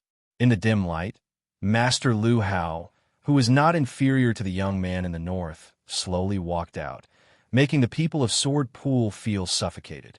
Only a few people with the best cultivation of swordsmanship managed to stop their mounts from retreating. Most of the swordsmen involuntarily followed their horses and retreated. Master Lu Hao sneered in his heart. This kid had been shrewd and sneaky for more than 20 years. He even managed to leave the Great Peace City alive. He did not expect that he would get carried away and, in the end, he could only seek his own death. If he had not blocked the side of the female devil, Master Lu Hao could have cooperated with Song Yinqing's Earth Immortal Sword and seriously injured the new leader of Zhilu Mountain. If this kid had been smarter, he would have fled the city earlier and allowed Luo Yang to hold him and Song Yinqing back. Although there was a slim chance of survival, there was still a slim chance of survival. Since this kid did not want to die, Master Lu Hao would not be courteous to him. During the 4 to 5 li journey, Master Lu Hao, who was a master of celestial state, not only dispersed the kid's vigorous chi that was desperately protecting his body, he also took the opportunity to pull out the half-opened big yellow lotus from his dantian. This was an unexpected surprise. Even Master Lu Hao, who was used to seeing storms, could not help but laugh to the sky. He had worn out his iron shoes to search for something, but found it without any effort. Back then, he had failed to kill that female sword immortal in the capital. All these years, he had been unable to eat or sleep in peace. Now, not only was Lame Su's lifespan almost up, if he could kill this young man who should have died in the womb back then he would have no more worries. The Liu family of Nanyang, who worshipped him as their ancestor, might not necessarily be unable to surpass him and become a new noble family that rose after the smoke of war. Liu Haoshi walked from the inside of the city to the outside of the city. From a moment he took away the golden lotus that was the foundation of the great yellow cord. He did not stop for even a moment. His hands that came out of his sleeves were constantly and secretly tapping his fingers, completely tearing apart the qi around the young man, so that he could no longer create a new climate. The two great masters of Great Peace City, Han Diaosi was in the open while Liu Haoshi was in the dark. Their identities were completely different and their methods were completely different. However, there was one thing that they were very similar, and that was that they were too lazy to care about the righteousness of Jianghu. They were very practical, just like the political skills of the blue-eyed Zhang Jiulu. Liu Haoshi was not indecisive because of his identity as a senior, and did not let his guard down because victory was in his grasp. He watched as the white-haired young man's qi gradually faded under his fingers. Liu Haoshi's eyes burned with passion, as if he had opened a jar of wine that had been in the cellar for more than 20 years. Su Fengnian struggled to stand up, but Liu Haoshi, who was watching coldly from the side, kicked him in the air. It was as if he had been kicked in the face, and he fell back a few feet. Liu Haoshi continued to move forward. Every step he took seemed to be very casual, but in fact, it would affect the weather of heaven and earth. As he stepped heavily on Su Fengnian's body in chaotic qi, Liu Haoshi calmly said, "The otherworldly item that helped you in Great Peace City swallowed the purple gold qi of the first heavenly master of Dragon Tiger Mountain at the Spring God Lake. Right now, it is full and has not finished digesting it. It is at the moment when its yin and yang are alternating. Since you want to use it as a trump card to deal with this old man, then you should obediently avoid it and obediently act like a grandson. Why did you help the woman of Zhulu Mountain take that blow from this old man? Even if it could endure for a few more hours, it would still be better than this situation. It could only watch helplessly on the side as it suffered together with you. It could only continue to instill cultivation into you in a futile attempt to prolong its life, allowing this old man to step on both your body and its soul. Although this old man has killed countless people in his life and has countless famous experts, it is still the first time he has killed a celestial phenomenon expert so casually by working together with that human cat. How interesting." Liu Haoshi continued to move forward step by step. Every step he took, Su Fengnian would let out a muffled sound, and a cloud of dust would rise. Liu Haoshi stopped and stomped heavily on the ground. Su Fengnian's body immediately sank into a large pit. The swordsman from Sword Pool, who had taken the initiative to move away, only saw a hand at the edge of the pit. It was covered in blood, and it was unwillingly reaching out inch by inch. Liu Haoshi, who was cautious by nature, sent a secret message to Shi Mu. He smiled and said, "I heard that you, the Crown Prince of Beiliang, rushed to Beimang alone. Along the way, you killed many people, including Xie Ling and Diwu Raccoon. When you returned to Liang during the assassination at Iron Gate, which affected the situation in the capital, even Yang Taisui was killed by you. You must be very smart, but how could you, with such a smart brain, take the initiative to be kicked by a donkey? For a she-devil of Beimang, who has no relatives or friends, you even gave up the hereditary position of the king of Beiliang? You don't even want the 300,000 iron cavalry of Beiliang?" Liu Haoshi twisted the tip of his foot, and blood splashed out of the hand that reached out of the pit. The old celestial phenomenon expert sneered and asked the third question in a sinister tone. "You don't even want to avenge your mother?" Chapter 855. Su Fengnian could almost only hear the sound of his own heavy breathing. Liu Haoshi's 3 questions caused his eardrums to vibrate. It was as if a bell was ringing in his heart. Su Fengyin did not dare to cut off the telepathic connection with the red-robed, otherworldly item. It was not because he was afraid of death, but because he was afraid that Su Ying would be stubborn and die before him. After breaking the wall and falling to the ground, he had a hidden thought. He hoped to use the opportunity to temper the purple-gold fate in Su Ying's body. Not only could he stall for time, but he could also let Su Ying recover her realm in advance. Unexpectedly, Master Lu Hao was a cunning old fox.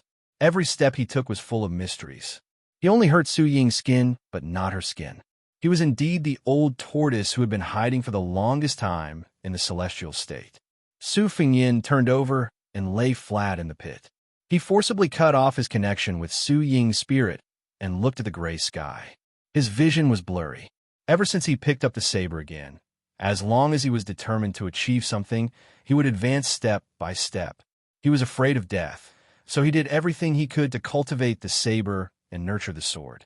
After reaching the first rank of Vajra, he obtained the Great Vajra, pseudo finger mystery, and used all his fate to enter pseudo celestial state. He stumbled his way up and fell again and again. There were gains and losses, and he did not even have the time to be complacent. Now that he suddenly looked back, he realized that he had achieved many feats that he did not even dare to imagine before he started practicing the saber. Su Fengyin slowly closed his eyes and thought of something Su Xiao said. No one deserved to die from the beginning, and no one could not die. Su Fengyin's mind suddenly flashed with a picture of the spring god lake that he desperately wanted to remember, but could not.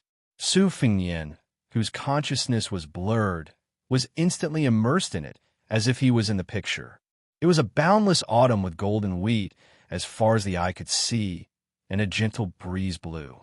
On a small path, there was a woman walking in front. She stretched out her slender hand and gently brushed the wheat, leaving an unforgettable back view.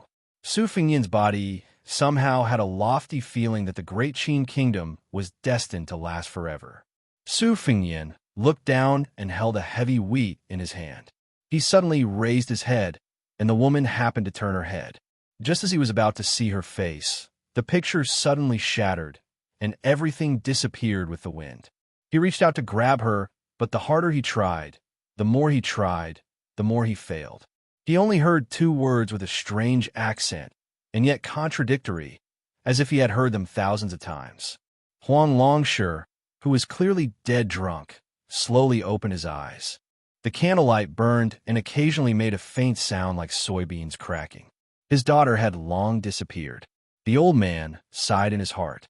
After he was chased out of the Shangyin Academy, he had told the emperors and ministers of the Spring and Autumn Kingdom countless hateful things. Unfortunately, they all loved to listen to him and were intoxicated. However, he had finally found a daughter who was willing to listen to him speak the truth, but she did not like to listen to his nagging. Huang Longshi poured himself a bowl of wine and took a sip.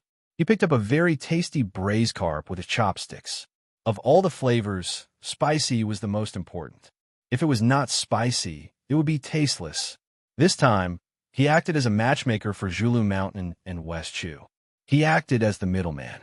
Chao Changqing was the guest of Zhulu Mountain, while Zhulu Mountain provided money and manpower for the restoration of West Chu. He was busy, but it was only to delay the opportunity for the Zhao family to unify the world. Huang Longshi knew that everything he had done in this life was just to take advantage of the situation.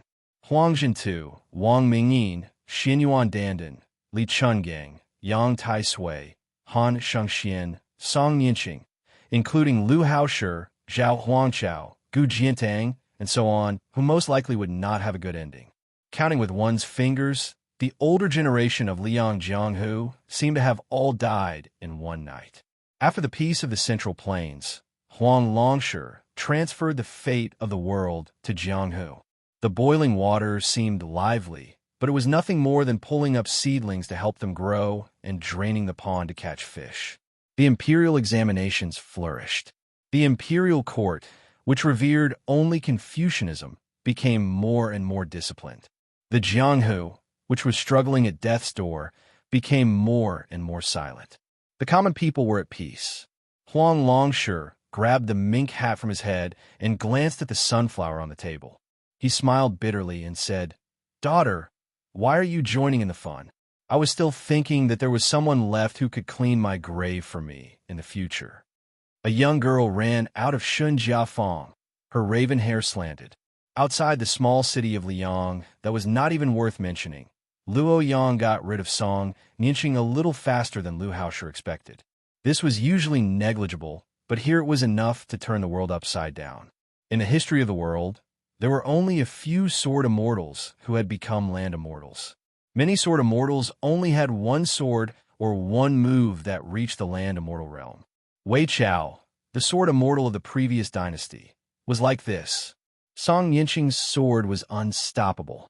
In Lu Haosher's view, even Wang Xianji and Tuoba would have a headache if they were to fight against it. Song Nianqing's sword was already at the peak of the way of the sword. Lu Haosher had been influenced by Song Nianqing for a long time in the celestial realm. If he were to encounter it, he could only retreat. That year in Tian City, the woman who had reached the land immortal realm was able to escape unscathed with that sword. It was enough to show the supreme power of the land immortal realm.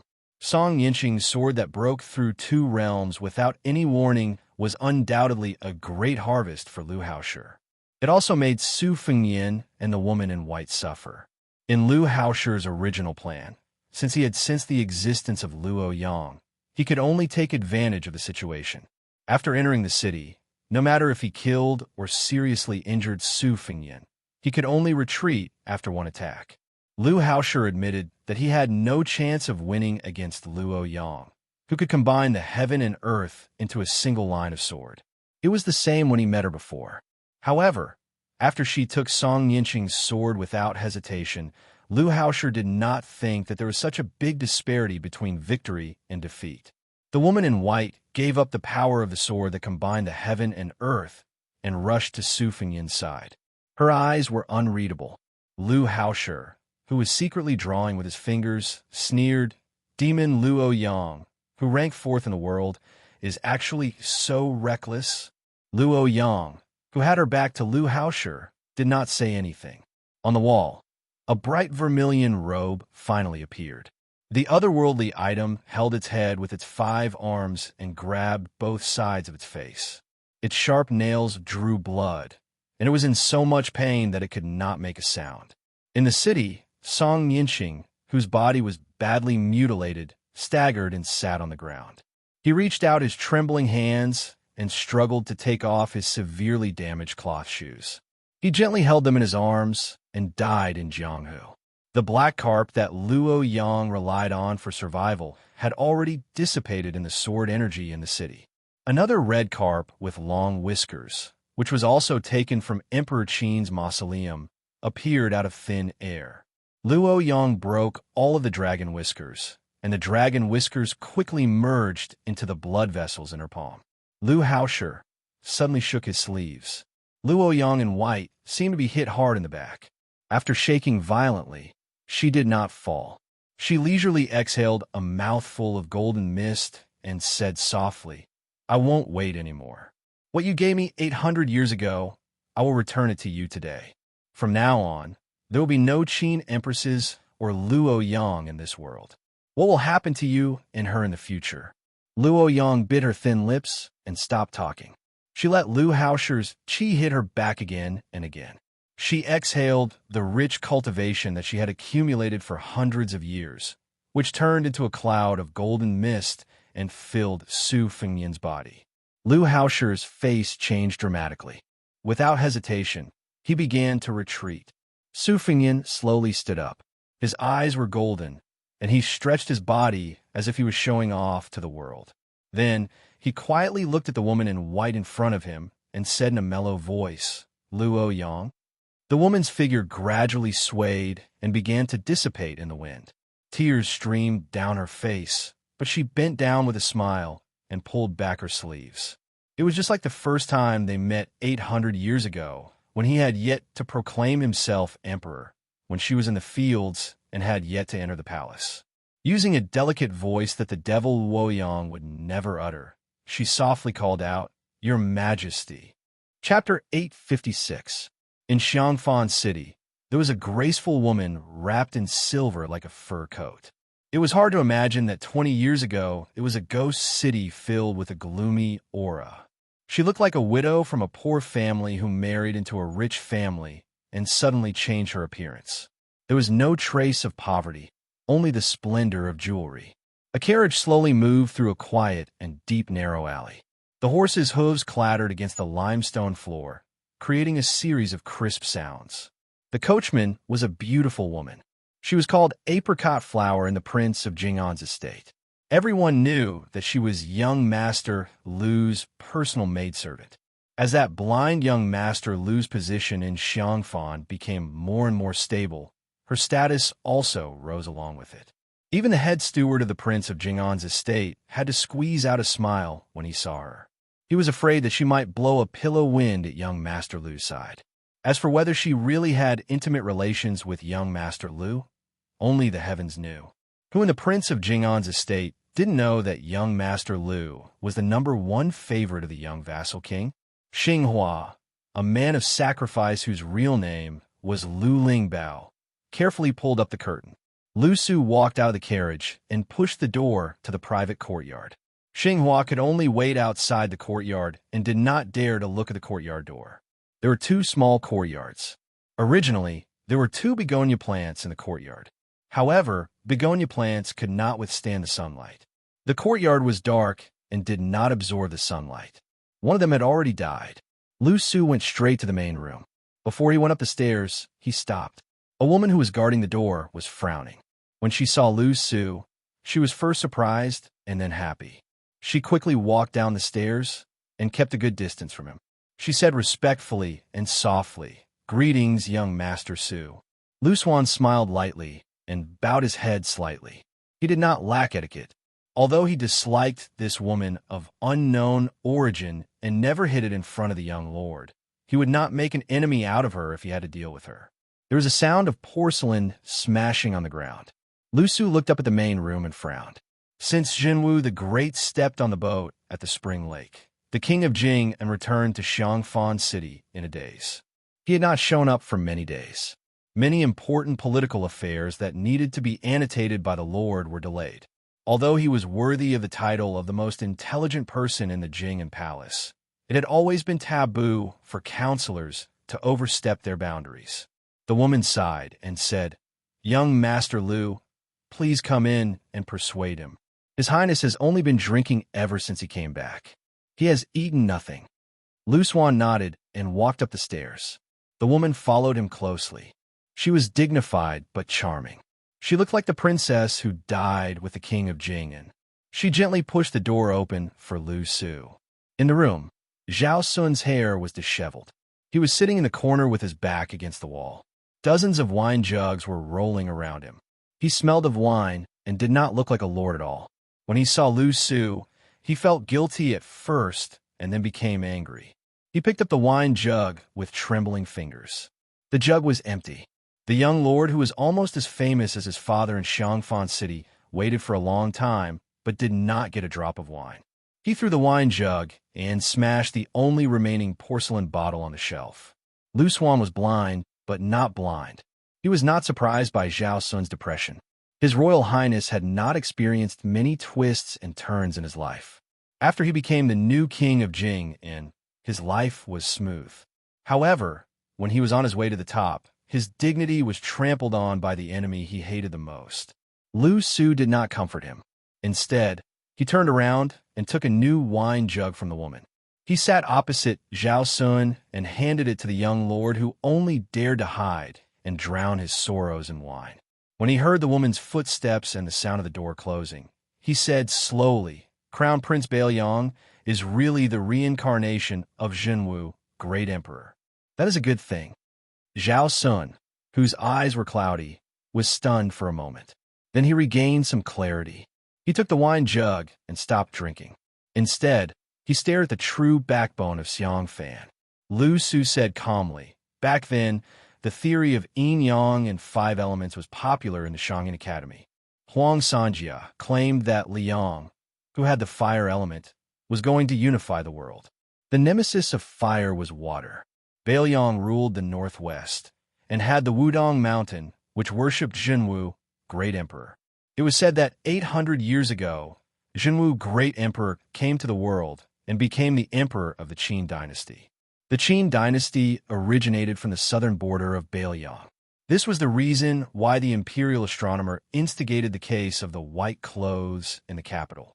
For the emperor who did not care about the common people and ghosts, he would rather believe in the change of the dynasty and the change of the 5 elements than not. The old lord is the adopted son of Wang Xianxia of the emperor of War City. There is also the disturbance of Zhenwu, great emperor, coming to the world at the Lake of Spring. I don't believe that the emperor can sit still. I believe that Wang Xianxia can ignore the imperial edict, but I don't believe that Wang Xianxia can resist the temptation of fighting with Zhenwu, great emperor. What other competition in the world could be more suitable than the battle with God Yujing, who had walked down from the celestial heavens, as the finale?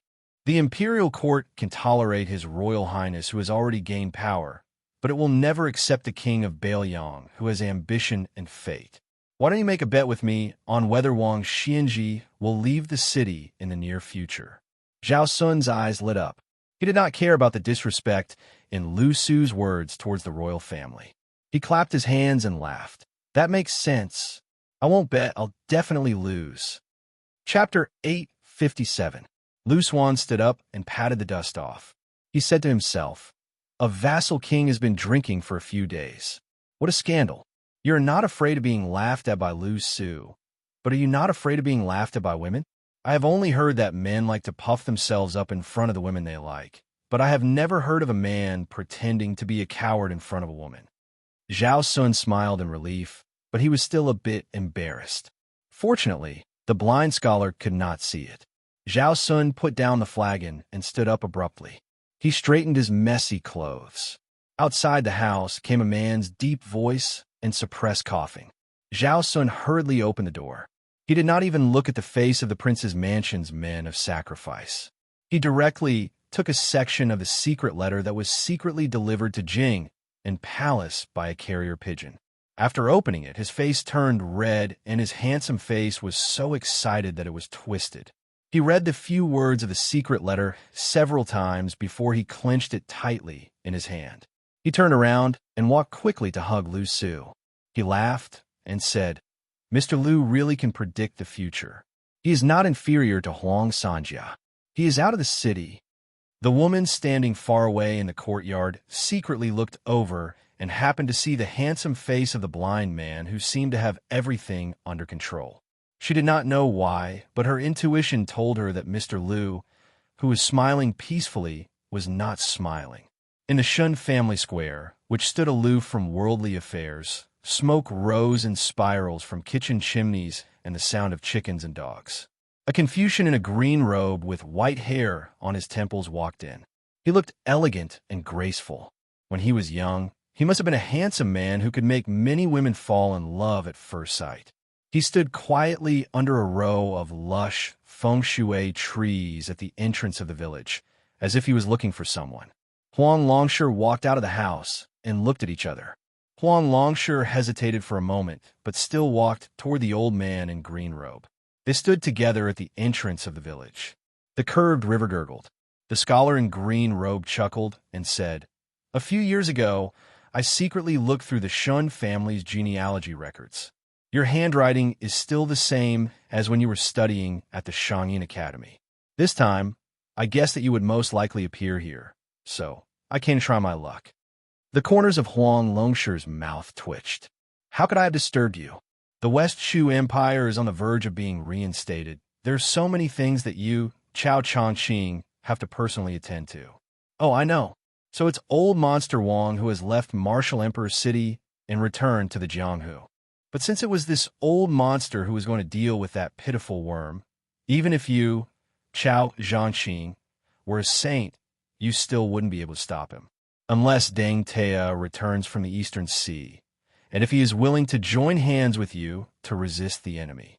However, if you really anger Wang Xianxia, no matter who he wants to kill, even the Heavenly King can't do anything about it. Even such a monster that appears only once every 500 years is qualified to fight with Ancestor Lu. Chao Changqing smiled and asked, "If I join Luo Yang, we can't protect Su Fengyan?" Huang Longshi shook his head and said, "Something happened over there. Song Nianqing used the Earth Fairy Sword. I thought his last 14 sword was at most a celestial phenomenon. I didn't expect him to have cramps." Master Lu Hao seized the opportunity and was very clever. Luo Yang was careless this time. If you want that kid to be safe, you can only hope that he won't have cramps like Song Nianqing and invite the Jinwu Great Emperor's Dharmakaya after the Spring God Lake. Otherwise, even if Wang Xianji's original intention was to give face to the Zhao family's son and go out of the city to put on a show, he might be itching for a good fight. But it's easy to invite a god, but hard to send one away. Not to mention that this kind of fake immortal can't withstand Wang Xianji's full attack. Even if Wang Xianji let him go, he would still make that kid lose a layer of skin. From my point of view, it's possible that someone around him will die. Luoyang, Su Longxiang, or Su Xiao. Chao Changqing sighed and said, "Why does it sound like Zhenwu's reincarnation doesn't have any benefits?" Huang Longshi sneered and said, "It's a broken business that's destined to lose money. Look at that kid in the past 20 years. Who around him has it easy? If there's really such a thing as the reincarnation of a celestial being, then Zhenwu's incarnation of the Great Qin dynasty 800 years ago was born. Now, not to mention Jinwu Great Emperor, even if the 3 old masters sitting in the 3 Pristines Hall came down to the mortal world, they wouldn't be of any use. Because it's against the law of heaven, they would still be suppressed by the Zhao family. Only after 300 years and 14 years later will—" Chao Changqing smiled and asked, "Will what?" Huang Longshi sneered and said, "You'll know when you live for another 300 or 400 years. Chao Changqing smiled and said, "No matter what happens in the next few hundred years, living in the world, there are many things in the present that we should do our best without going into a dead end. Then, in the end, we'll still have a clear conscience." For the first time, Huang Longshi asked someone else a question. "What about the girl that Li Chungang likes?" Chao Changqing joked. "Even you can't predict?" Huang Longshi said indifferently, "There are many people that I can't predict." Chao Changqing sighed and said, "The Shenwu city's killer cat, the princess and I were watching the battle. If it wasn't for the sword that went to the Shenwu city, there would be another sword that fell from the sky." Huang Longshi said, "We're just a wild old man's words. As for the Jianghu, it's just a dying flash." Chao Changqing laughed it off. A tall and sturdy old man with a head full of white hair did not take the flat road. Instead, he chose to go deep into the mountains and forests where there were few people. He only slowed down slightly when he was near the city, but he was still far faster than a horse. The old man in hemp shoes and hemp clothes stopped for the first time since he left the city in the Eastern Sea. A beautiful young woman pressed her hands on the hilt of an ancient sword that was inserted into the ground. She blocked the path of Wang Xianji from the Shenwu city. She only had the great Liang dragon sparrow, but she was facing the most powerful person in the world who had dominated the Jianghu for 60 years. Chapter 858. This chapter is a little late. The second chapter is before 12 o'clock. The third chapter is before dawn. The old man who had been in charge of the martial emperor city for 80 years looked at the great Liang dragon sparrow from the sword tomb of the Wu family and nodded. Needless to say, with just this sword, he was qualified to challenge Wang Xianji's sword. Jiang Enai bit her lips. She would be lying to herself if she said that she was not nervous at all. She could not be nice to old man Li, who was wearing a sheepskin coat, because the senior who taught her calligraphy but did not practice swordsmanship did not have the slightest arrogance. Instead, he looked like an old man who liked to boast.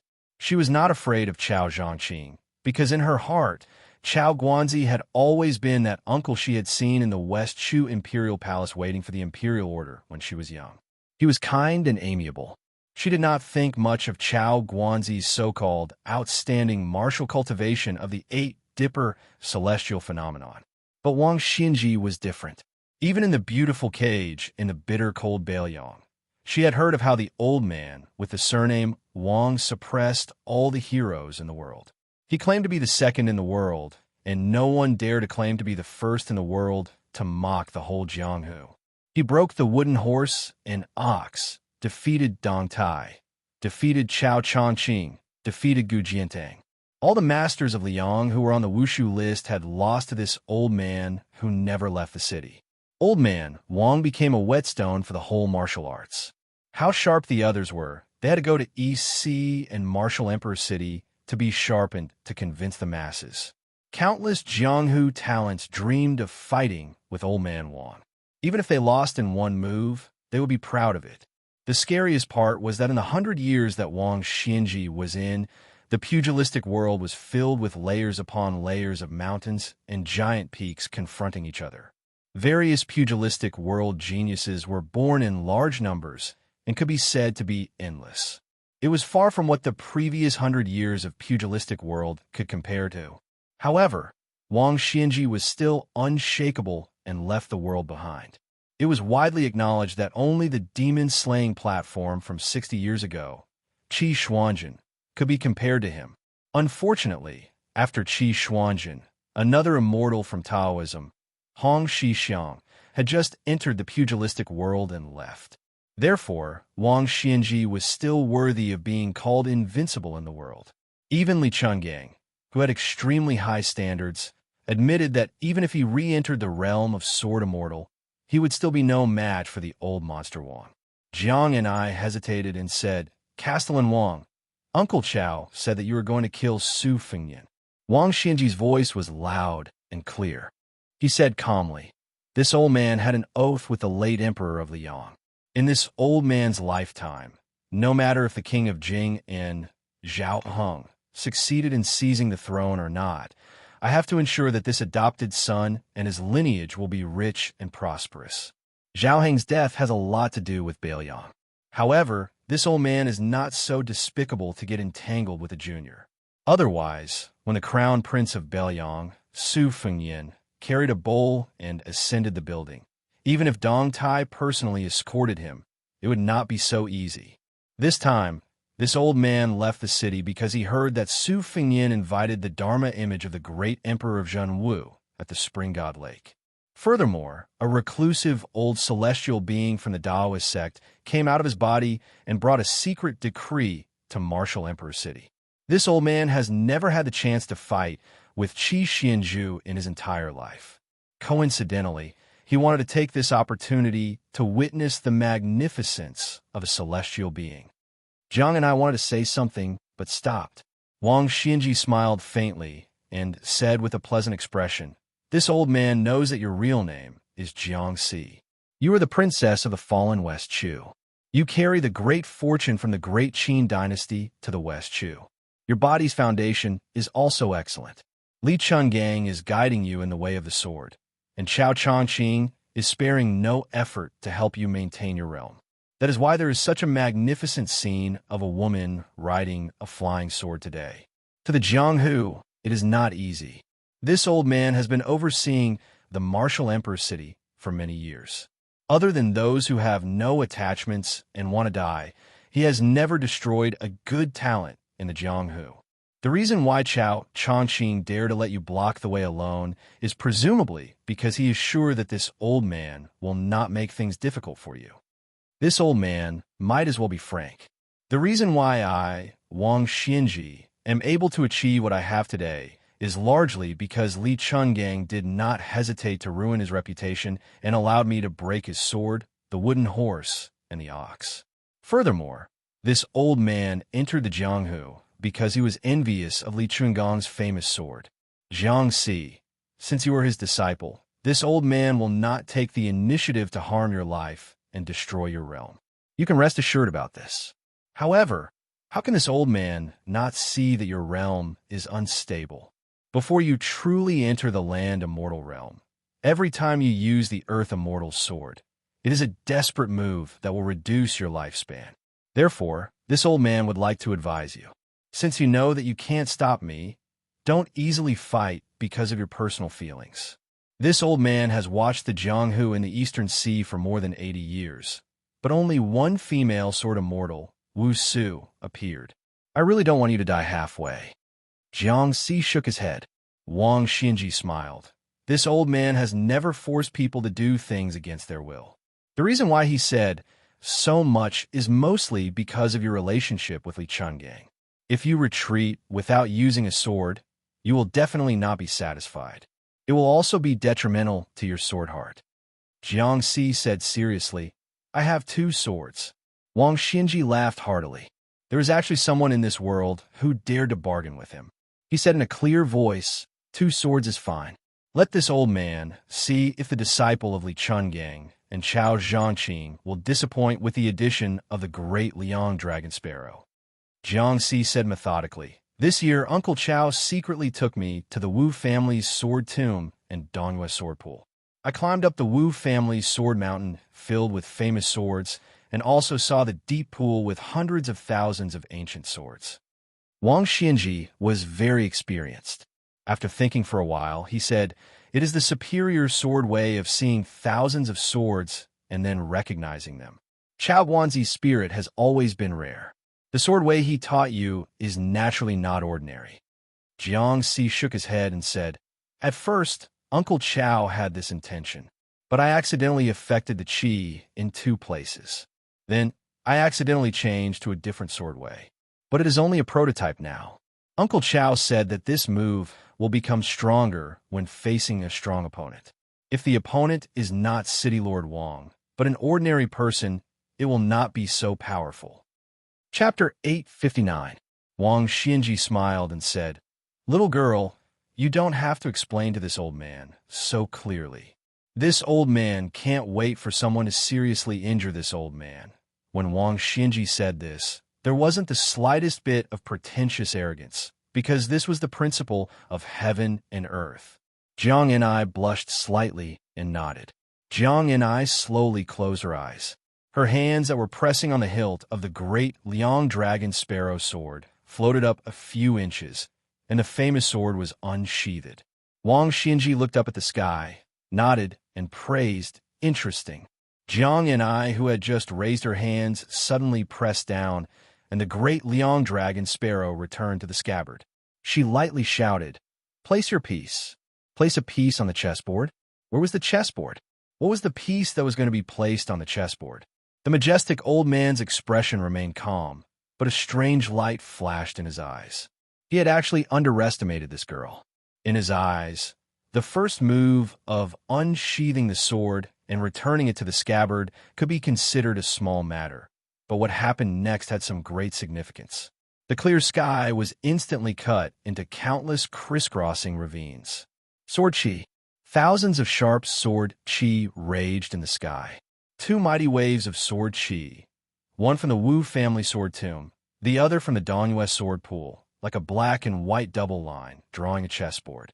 With the sword chi as the line, with the sky as the chessboard, what a big move. Wang Xinji instantly understood the subtlety of it. The little girl was right when she said that one would become stronger when facing a strong opponent. It was because the opponent was Wang Xinji that the waves of sword chi from the sword tomb and sword pool came so quickly and densely. Wang Xinji's smile deepened. She was really an honest and adorable girl. No wonder Li Chungang valued her so much. When Jiang and I uttered the 2 words, the sword chi in the sky was like a torrential downpour, falling down in unison. Furthermore, the falling was not without order, but all the sword chi was pointed at Wang Xinji, so much so that it seemed like a majestic tornado on land. Wang Xinji did not move, allowing the sword chi to pour down from above his head. However, the sword chi, without exception, was stirred up dozens of feet above his head. When the last sword chi dissipated, it was only 3 feet away from Wang Xinji's head. The old man in hemp shoes and hemp clothes did not move at all. Just like that, he withstood all the ancient sword chis that came from thousands of miles away with only the vigorous gang chi that flowed out of his body. Wang Xinji looked at the pale-faced young woman and said calmly, Indeed, it is still in its infancy. This old man is looking forward to the scene of you attracting 2 real sword mountains like a swarm of locusts. Wang Xinji sighed in her heart. This woman actually had the aura of becoming the master of all the famous swords in the world. How many years had it been since he felt that the younger generation would surpass him? Wang Xinji said solemnly, "Xianxia, this old man is very curious about your second sword." Su Fengyan's phoenix eyes, which were originally slightly feminine, turned into a strange golden color. His entire person seemed to have the aura of a monarch. He reached out his hand and grabbed Luo Yang, whose body and soul were unstable. He chuckled and said, "As long as I don't die and I don't let you go, where can you go?" 800 years ago, the necromancer who went to the sea to visit the immortals had already asked for an elixir of immortality. However, you secretly destroyed it. Do you think I don't know? I just don't want to argue with you. After saying that, Su Fengyan ignored the astonished Luo Yang. He turned his head and shook his head at the otherworldly item in the red robe on the wall. The otherworldly item instantly quieted down. Su Fengyan pressed his forehead with one hand and closed his eyes. Then, he opened them again and cleared his mind. He smiled and said something contradictory. "I'm really me. Everything comes from the same origin. I can't escape from the fate of being alone. After the time it takes to burn an incense stick, will I still be me? Will you still be you?" He pulled Luo Yang, who was crying and laughing unknowingly, and carried her on his back. Then, he strode forward and chased after Lu Hao, who had fled when he saw that the situation was not good. After a few blinks of an eye, he caught up with the guard dog of the Zhao family, who was said to have been a celestial phenomenon for 50 years. Su Fengyan almost ran side by side with him. He smiled and said, "Lu Hao, you were very impressive when you asked 3 questions just now." Lu Hao instantly drifted more than 30 meters away. He shouted in horror and anger, "Who are you?" The golden eyes of Su Fengyan slightly narrowed his eyes and smiled. "The capital of the small country where ancestor Lu lives has been shot into a hedgehog by Great Qin's crossbows. If Great Qin's elite soldiers don't die, they will destroy you all." Lu Hao was so angry that he laughed. "Su Fengyan, are you crazy?" The reason why people in Jianghu were polite to those monks and nuns was because they were afraid of their strange hands. It was the same reason why swordsmen were afraid of encountering a new sword. Unless one was an expert in martial arts, no one dared to say that they would not fail miserably at such an easy task. Lu Hao had guarded the imperial palace for 60 years and read all the martial arts manuals. It was not wrong to say that he was a frog in a well, but the well itself was almost as wide as heaven and earth. Lu Hao had seen too many amazing moves. He did not dare to be arrogant, just because he had stayed at Celestial Phenomenon for a few decades. That year, when the young leader of Wudong entered and left Great Peace City as if there was no one there, he and Han Jiaoxi quietly watched from afar. After weighing the pros and cons, they did not even have the desire to make a move. This year, Mount Longhu had another Zhao Ningxin, who was said to be the reincarnation of the first ancestor. However, Lu Hao's cautious nature did not mean that this old celestial phenomenon expert was a pushover. Killing a first-rank expert who was unwilling to fight to the death had always been as difficult as ascending to the heavens. Lu Hao returned empty-handed because he felt embarrassed. He felt that Su Fengyan was very familiar with unorthodox methods and was not easy to deal with. Su Fengyan was like a maggot in a corpse. He did not let Lu Hao pull away and asked with a smile, "It is said that the strong are bold. Why are you, a celestial phenomenon expert, so cowardly?" The sky above them was originally blue and cloudless. First, there were clouds, then dark clouds. Lu Hao did not say anything as he flew.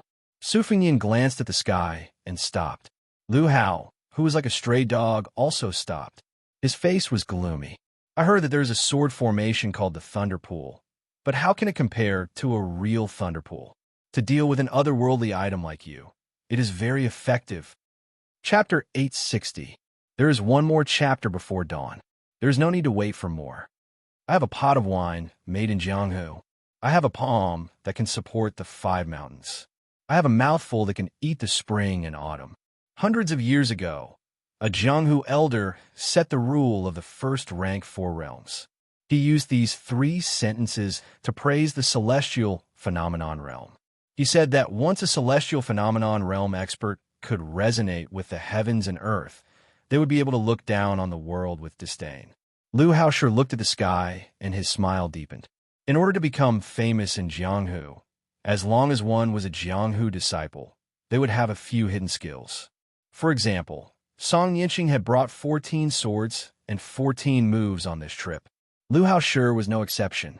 This lightning pool was originally intended to be a big gift, waiting for the next time Chao Zhongqing, who had transcended mortality and entered holiness, came to the capital. Chao Guanzi's 3 visits to the imperial palace were like passing through corridors, slapping him in the face each time. How could Lu Haoshi swallow this resentment? He never thought that he would use it on that kid first. The black clouds were like ink. Lu Haoshi quietly waited for the thunder to roll. Lu Haoshi had seen many smart people who relied on shortcuts to the south to win the favor of the emperor. They were very skilled at fishing for fame. Prime Minister Zhao Damping of Xianxia was one of them. But in Great Peace City, Lu Haoshi had served 3 generations of emperors of Liang.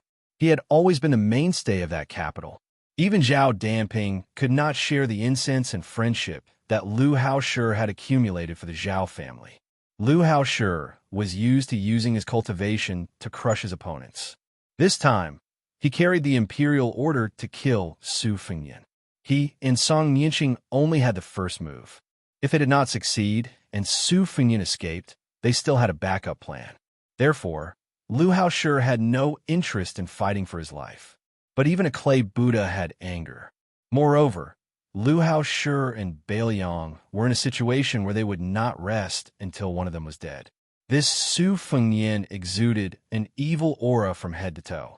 Lu Haoshi had the idea of finding out what was going on. Su Fengyan, who is still carrying Luo Yang on his back, is calm and unruffled, waiting for the heavenly tribulation to land. He only had 30 minutes. If Lu Haoshi insisted on avoiding the battle, Meng Qi did not have much confidence in capturing the old fox's Achilles heel. Celestial phenomenon experts were favored by the heavens and earth, and it was extremely difficult to capture their flow of qi. If Lu Haoshi wanted to escape, he would not be able to escape the heavenly net because he was not an earth immortal who could attract the divine tribulation. He was like the fish that escaped the net. Even if Su Fengyan could catch up with Lu Haoshi, he could not afford to waste time. However, there is no such thing as an invulnerable move in the world. As long as Lu Haoshi is arrogant and has the courage to take root, Su Fengyan does not mind enduring the so-called rolling thunder in the pond, and then wait for an opportunity to make his move. The black clouds in the sky suddenly fell and floated on the ground. It was like a mysterious painting of the world changing, giving people a feeling of the vicissitudes of life. Su Fengyan's upper body is exposed from the clouds. The waist-high black clouds are rolling and turbulent. Lightning flashes and thunder rumbles in the surrounding clouds, and a lightning gradually intertwines into a net. Su Fengyan walks slowly and immediately becomes the fish that is targeted by the fisherman casting the net. In the blink of an eye, purple thunder floats in the sea of clouds. At a glance, there are no less than 50 of them. They are of different sizes, as big as the mouth of a well and as small as a fist. Between the purple thunder, there is a constantly jumping snow-white lightning connecting them. It really is a lightning pool, not only in name, but also in reality. Su Fengyan, who did not stop walking, is extremely daring. He reaches out and grabs a purple thunder, and the entire lightning pool flips over. More than 50 purple thunder suddenly fly over. Su Fengyan's right hand hooks into the purple thunder, and purple gas lingers around his arm. His left hand is not idle either, lightly waving it, and every time it will hit a purple thunder that smashes towards him. However, this lightning pool is very domineering, and with Su Fengyan holding the purple thunder tightly, it does not weaken at all. This shocking and magnificent scene is not damaged at all. More than 50 purple thunder flew back, and after being hit, it bounces back about 20 zhong before rapidly spinning back. Their momentum is fierce, and their speed did not decrease, instead increasing. Su Fingyan, who is walking slowly, seems to be trapped in a moving lightning pool. The woman behind him uses her chin to touch his shoulder. Su Fingyan said softly, "I remember that I promised to accompany you to the peak of Mount Kunlun to see the Sea of Clouds, but after a few rounds of hunting, I either forgot or missed it. Later on, when I made up my mind, you were already unwilling. Today, just treat it as making up for it." She said softly, "Compared to the smoke of the whole country that you gave to that vixen, the Sea of Clouds is nothing." Su Fingyan tilted his head and gently stroked her cheek. Taking a deep breath, he placed the purple thunder in his hand that has not been released into his mouth and swallowed it into his stomach. He laughed and said, "Back then, the whole world was eaten by me. A few small sky thunders are nothing." Su Fingyan held a purple thunder in each hand and placed them into his mouth. When he had swallowed half of the purple thunder, the Sea of Clouds dissipated, and the thunder pool also disappeared. Lu Haoshi, who was standing 300 feet away, was dumbfounded.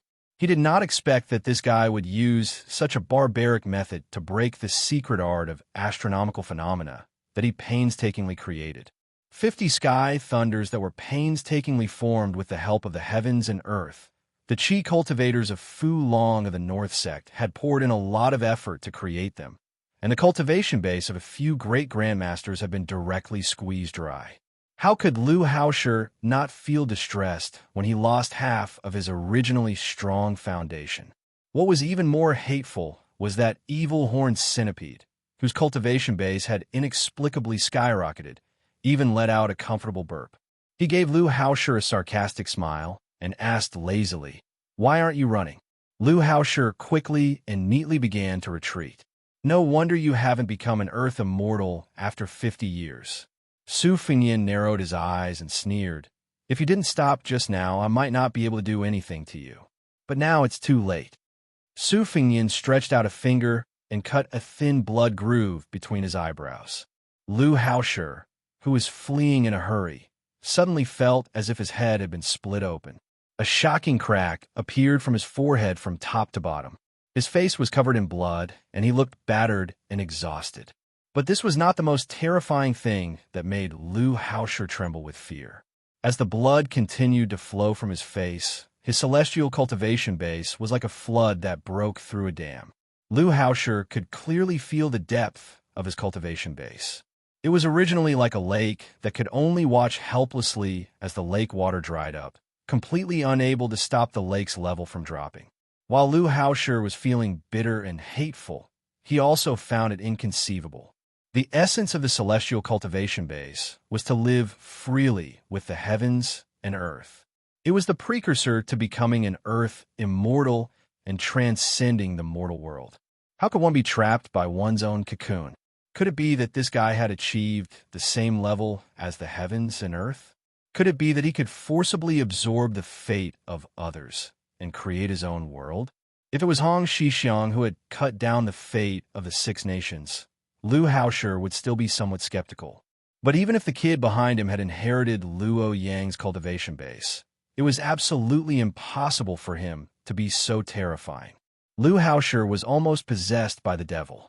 He gritted his teeth and took advantage of the situation to shatter his celestial cultivation base that was already on the verge of collapse. The moment before he fell into the Xian Finger realm, he cut off his tail like a gecko and allowed the remaining half of the purple lightning to roll down. Like an earth immortal, he flew hundreds of feet away from the lunatic who had defeated him.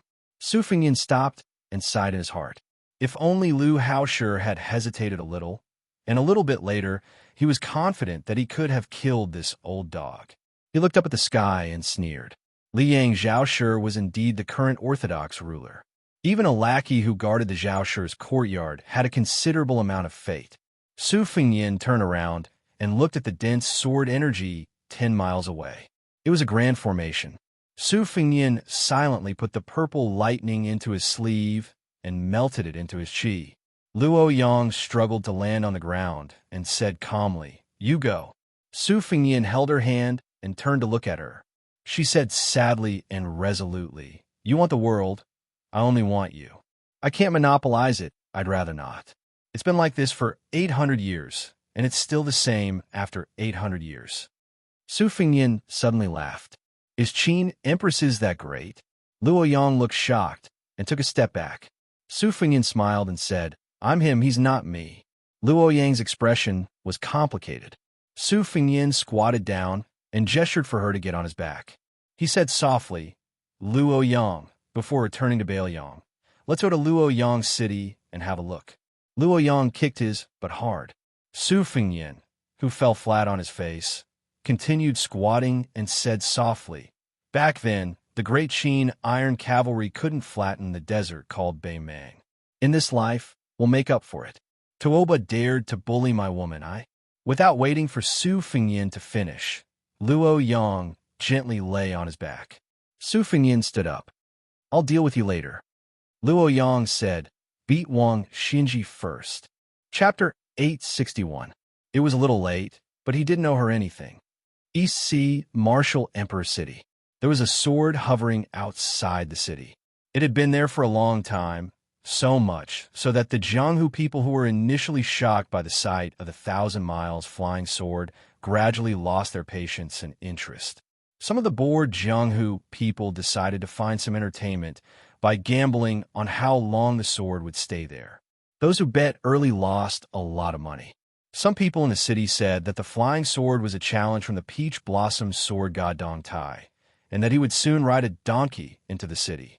Some people said that it was a sword newly comprehended by Dongyue's sword pool's Song Yinqing.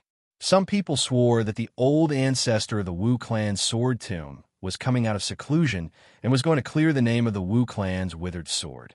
Those who came to watch the show were waiting for the word trouble. But since the sword didn't cause any trouble, they were used to the sword stopping outside the city. Only some naughty children born and raised in the Martial Emperor City would climb up the outer city wall from time to time and shoot the sword with their slingshots. During this period, there was a sword-wielding wanderer who wanted to amaze the world with a single brilliant feat. He stood on the sword and performed many lame sword moves. In the end, he was met with countless disdainful looks. He also felt embarrassed and resentfully jumped down and left the city. Almost no one noticed that an old man with snow-white eyebrows had arrived in the city. After he entered the city, he lived in seclusion and only occasionally went to the wall filled with the world's weapons. After looking at them for a while, he quietly returned. Every day, a famous sword would disappear without a trace. It was just that there were too many famous swords and sharp weapons on the wall. For example, Song Yinqing had brought 12 swords to challenge Wang Xinji. Except for the 6 swords that were shattered, the other 6 swords were stuck on the wall according to the old rules of the Martial Emperor City. They had been there for many years, and one of them had quietly disappeared yesterday. The one-armed old man with eyebrows that reached his knees came to the wall alone again. He looked at an ownerless sword that was higher up on the wall and smacked his lips. He seemed to be greedy. Others were greedy for beauty, food, and wine, but he seemed to be exceptionally unique. Most of the weapons on the wall were famed swords, and they took up almost half of the wall. This was not strange, as the sword forest had always been flourishing in the martial arts world. The old man stretched out 2 fingers and pinched a strand of his snow-white long eyebrows. Just as he was making up his mind to eat the new sword that he had taken a fancy to tonight, he exclaimed in surprise and turned his head to look. A Taoist priest with a sword on his back happened to be looking at him. The long-browed old man asked, Little Taoist of Mount Longhu, why is the relic of ancestor Lu, which should be hanging on Wudong's big gung horn with you? The young Taoist in a plain and ordinary Taoist robe asked, Senior, why did you enter the city and stop your sword outside? The old man smiled and said, This old man's last sword strike in this life is to strive for perfection, so that I can ask the strongest martial artist in the past 100 years. Originally, it was almost time to enter the city, but the one surnamed Wang unexpectedly left the city for the first time, leaving this old man hanging on the side. No matter, we could just wait for him to return to the city. You are? The Taoist priest replied calmly. I am Xianxia of Mount Longhu. The old man made no sound. I've heard of it. There's a saying in Jianghu about little ancestor Lu. Xianxia, who had been traveling Jianghu since leaving Wudong, asked, "Is Lord Wang going to stop a useless monk from the western regions? May I ask who senior is?" The old man smiled and said, "What useless monk? It's Lu Songtao of Mount Zhilu. As for this old man's name, it doesn't matter. You only need to know that there is still a sword in this world that can make Wang Xianxia the real second in the world." Xianxia smiled gently. The old man's fingers loosened his long eyebrows and said, "Although you are a Taoist, you are also a swordsman. If this old man loses in the future, you'll follow his next sword strike. It doesn't matter 10 or 20 years later, as long as it is not too long, until Wang Xinji ascends." Xianxia bowed slightly, and then turned to leave. Lu Hao had never been so flustered before, like a drowning dog.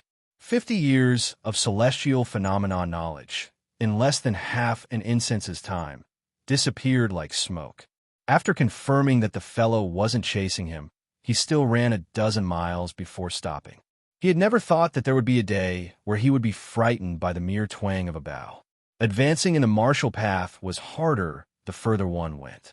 Rank 3 to rank 2 was a huge threshold. Most of the disciples of rich families who had secret manuals and pills were stopped at this threshold. Cultivating martial arts was an extremely tough profession. It required talent as a foundation and also perseverance. After reaching rank 2 and becoming a master, one would immediately meet an even higher threshold. It was so high that many geniuses who didn't have enough perseverance would back off. Lu Hao had seen too many young people with natural advantages who couldn't enter the door and wasted their lives, not to mention rank 1 to rank 4. It was because he knew that the road was difficult that Lu Hao, who was about to reach the peak, was heartbroken over his drop in rank. Lu Hao, who was filled with hatred, sat down on the ground. His hand stabbed into the ground, and his fingers formed a hook, drawing a mud ditch. Lu Hao's emotions slowly calmed down. He took out a small sandalwood box from his sleeve and carefully opened it. After opening the box, a small pill was revealed. It didn't have any fragrance. Instead, it smelled bad. However, Lu Hao solemnly stretched out 2 fingers and tried to pinch the pill.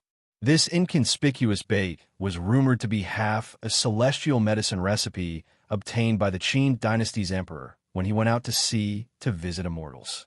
There was a secret saying in the Taoist scriptures: if you don't accept the bait, stay in the human world and become an immortal. It meant that if one could obtain this pill, they would be able to ascend. Of course, Lu Hao knew that the pill in the box didn't have such effects. However, it could help him stabilize his current rank and fight for a chance to return to celestial phenomenon. Lu Hao suddenly retracted his fingers and closed the box. He stood up and looked around. He was still worried, so he circled around and made sure that there was no one within 2 miles. Then he sat down cross-legged and swallowed the bait. He closed his eyes and focused. Gradually, he entered the state of a dragon in the abyss. Haha! The 2 soft words suddenly rang in Lu Haoshi's ears like a real clap of thunder. Wang Xinji didn't do anything in a hurry and was very slow. However, there were too many smart people in Jianghu, and there were too many shortcuts. In the end, Wang Xinji, who was down to earth, became an anomaly. After he entered the martial emperor city, his cultivation had been steadily rising. He was not the youngest second-level master at that time, nor was he likely Chungang, who broke through the next level a few years after reaching the first level. Wang Xinji had never had a stunning breakthrough. Compared to the martial arts geniuses who were chasing after the 4 grandmasters, Wang Xinji could only be regarded as a late bloomer. However, after he achieved the diamond body, Wang Xinji gradually became invincible among those in the same realm. Moreover, no one had thought that this tall young man who was only fit to watch the battle at that time would become a late bloomer. Especially when he broke the wooden horse ox with his bare hands, it made Wang Xinji truly reach the top of Jianghu.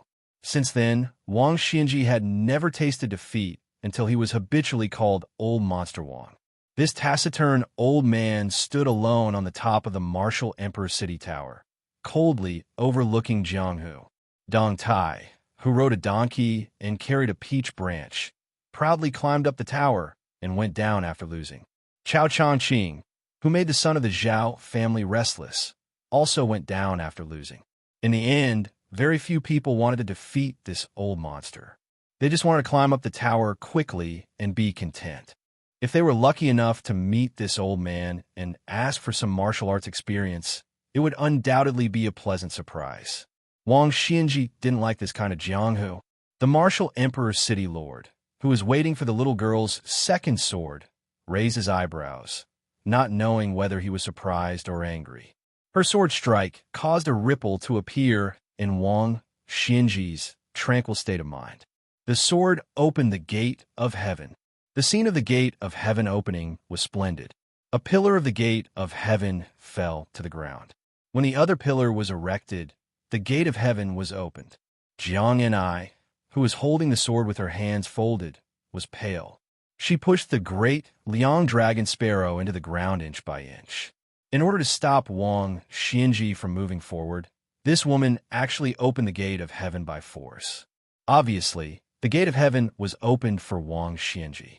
It was obvious that she wanted to take the initiative to send this invincible martial emperor city lord on his way. Blood seeped out of the corner of Jiang Ni's mouth.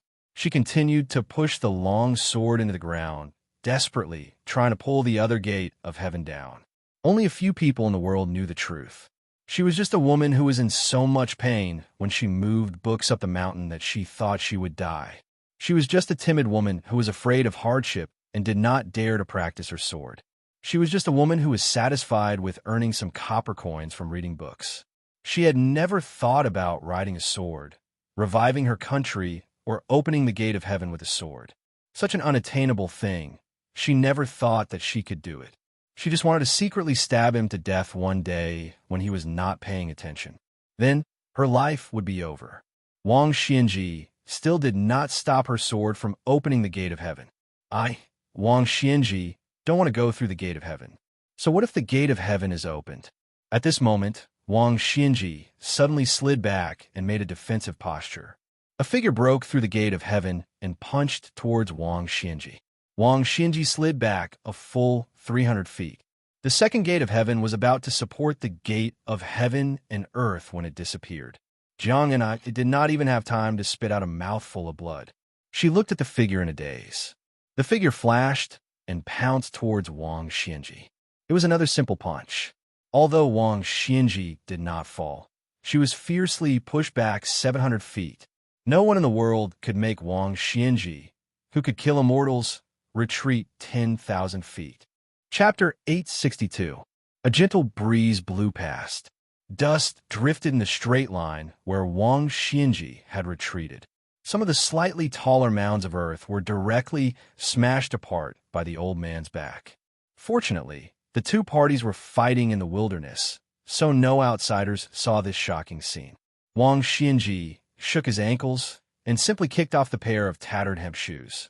His sleeves were also torn apart by him, revealing his thick bronze arms. His muscles were as hard as boulders and contained the power to split mountains and split cities. Martial Emperor's City was built near the water and looked at the sea. Every year during the summer and autumn, there would be surging white waves. The waves would drag across 1,000 miles and hit the eastern city wall. 30 years ago, Wang Xianji would stand proudly on the eastern city wall every time there was a tornado on the sea. He would use his arms to hit the waves.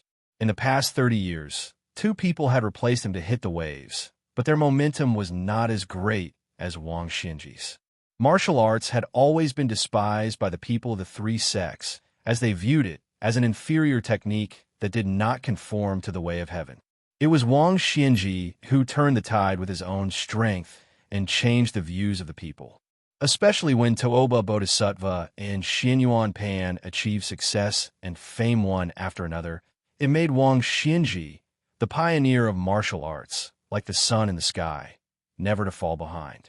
Wang Xianji's expression was calm. He looked at the distance under his feet. His chi flowed and surged. His body was like the sea.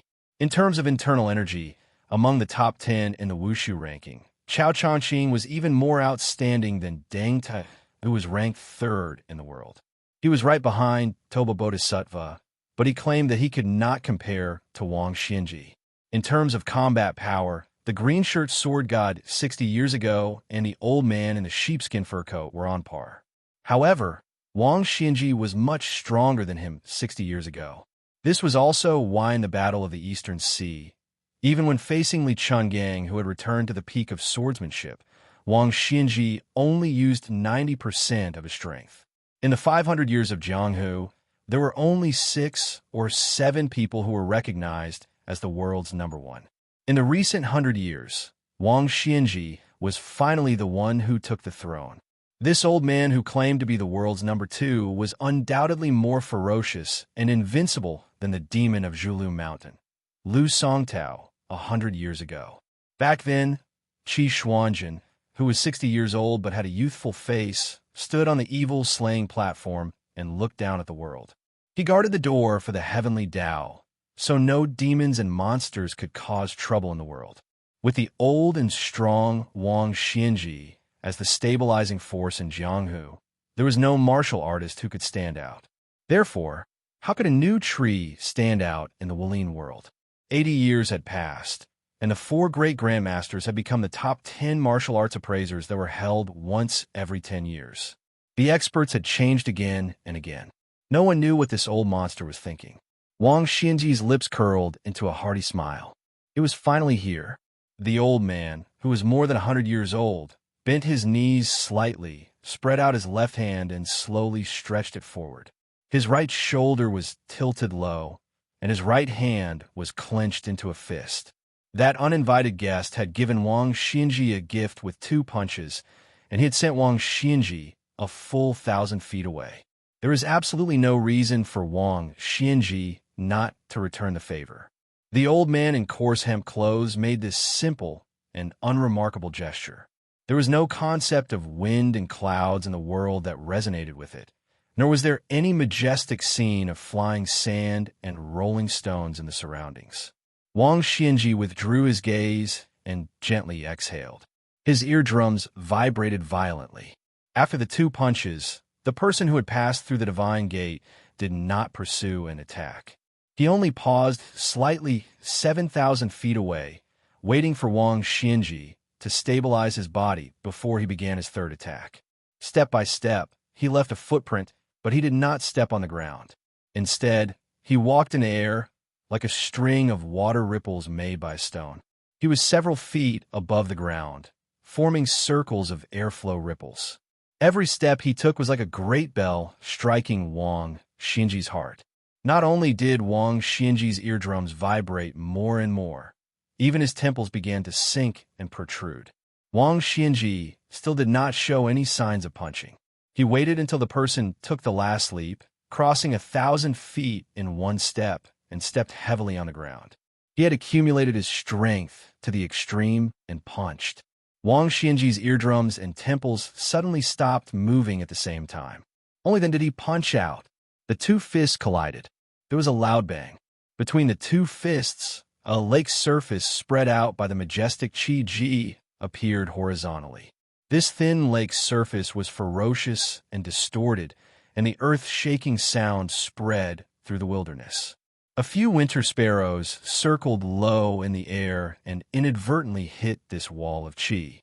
They were immediately torn and shattered beyond recognition. Wang Xinji's face, which did not show any signs of aging, wrinkled like the lake water. Layers of subtle undulations appeared on his face, and then slowly returned to normal.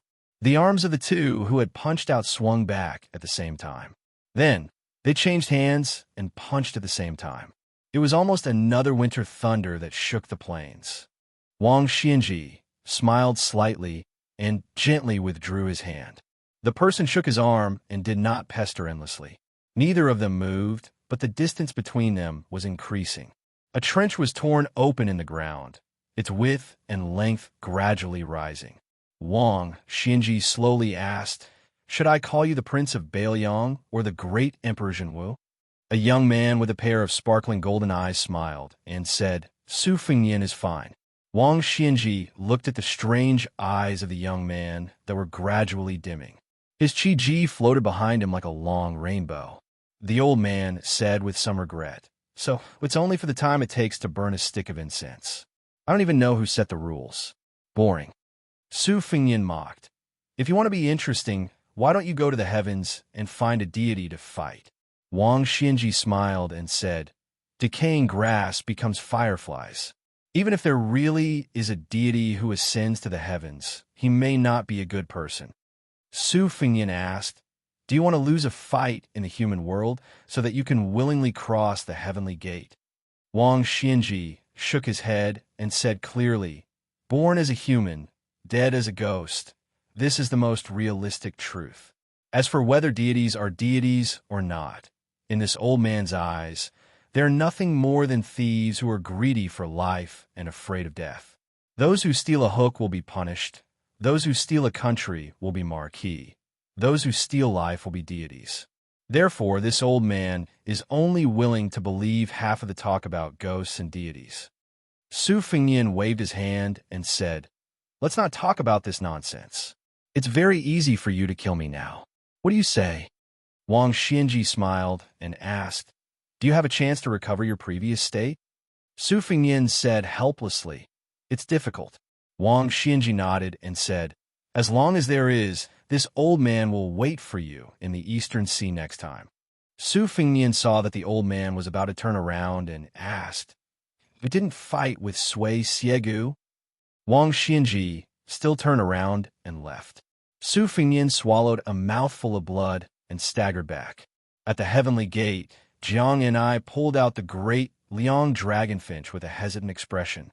Not far from her, the white-robed Luo Yang squatted on the ground and grabbed a handful of soil, looking into the distance. Jiang and I raised her hand and controlled the red sandalwood sword box. She placed the great Liang dragonfinch on her back. Luo Yang stood up and clapped her hands. She turned around and looked at the woman who had really overturned the country 800 years ago.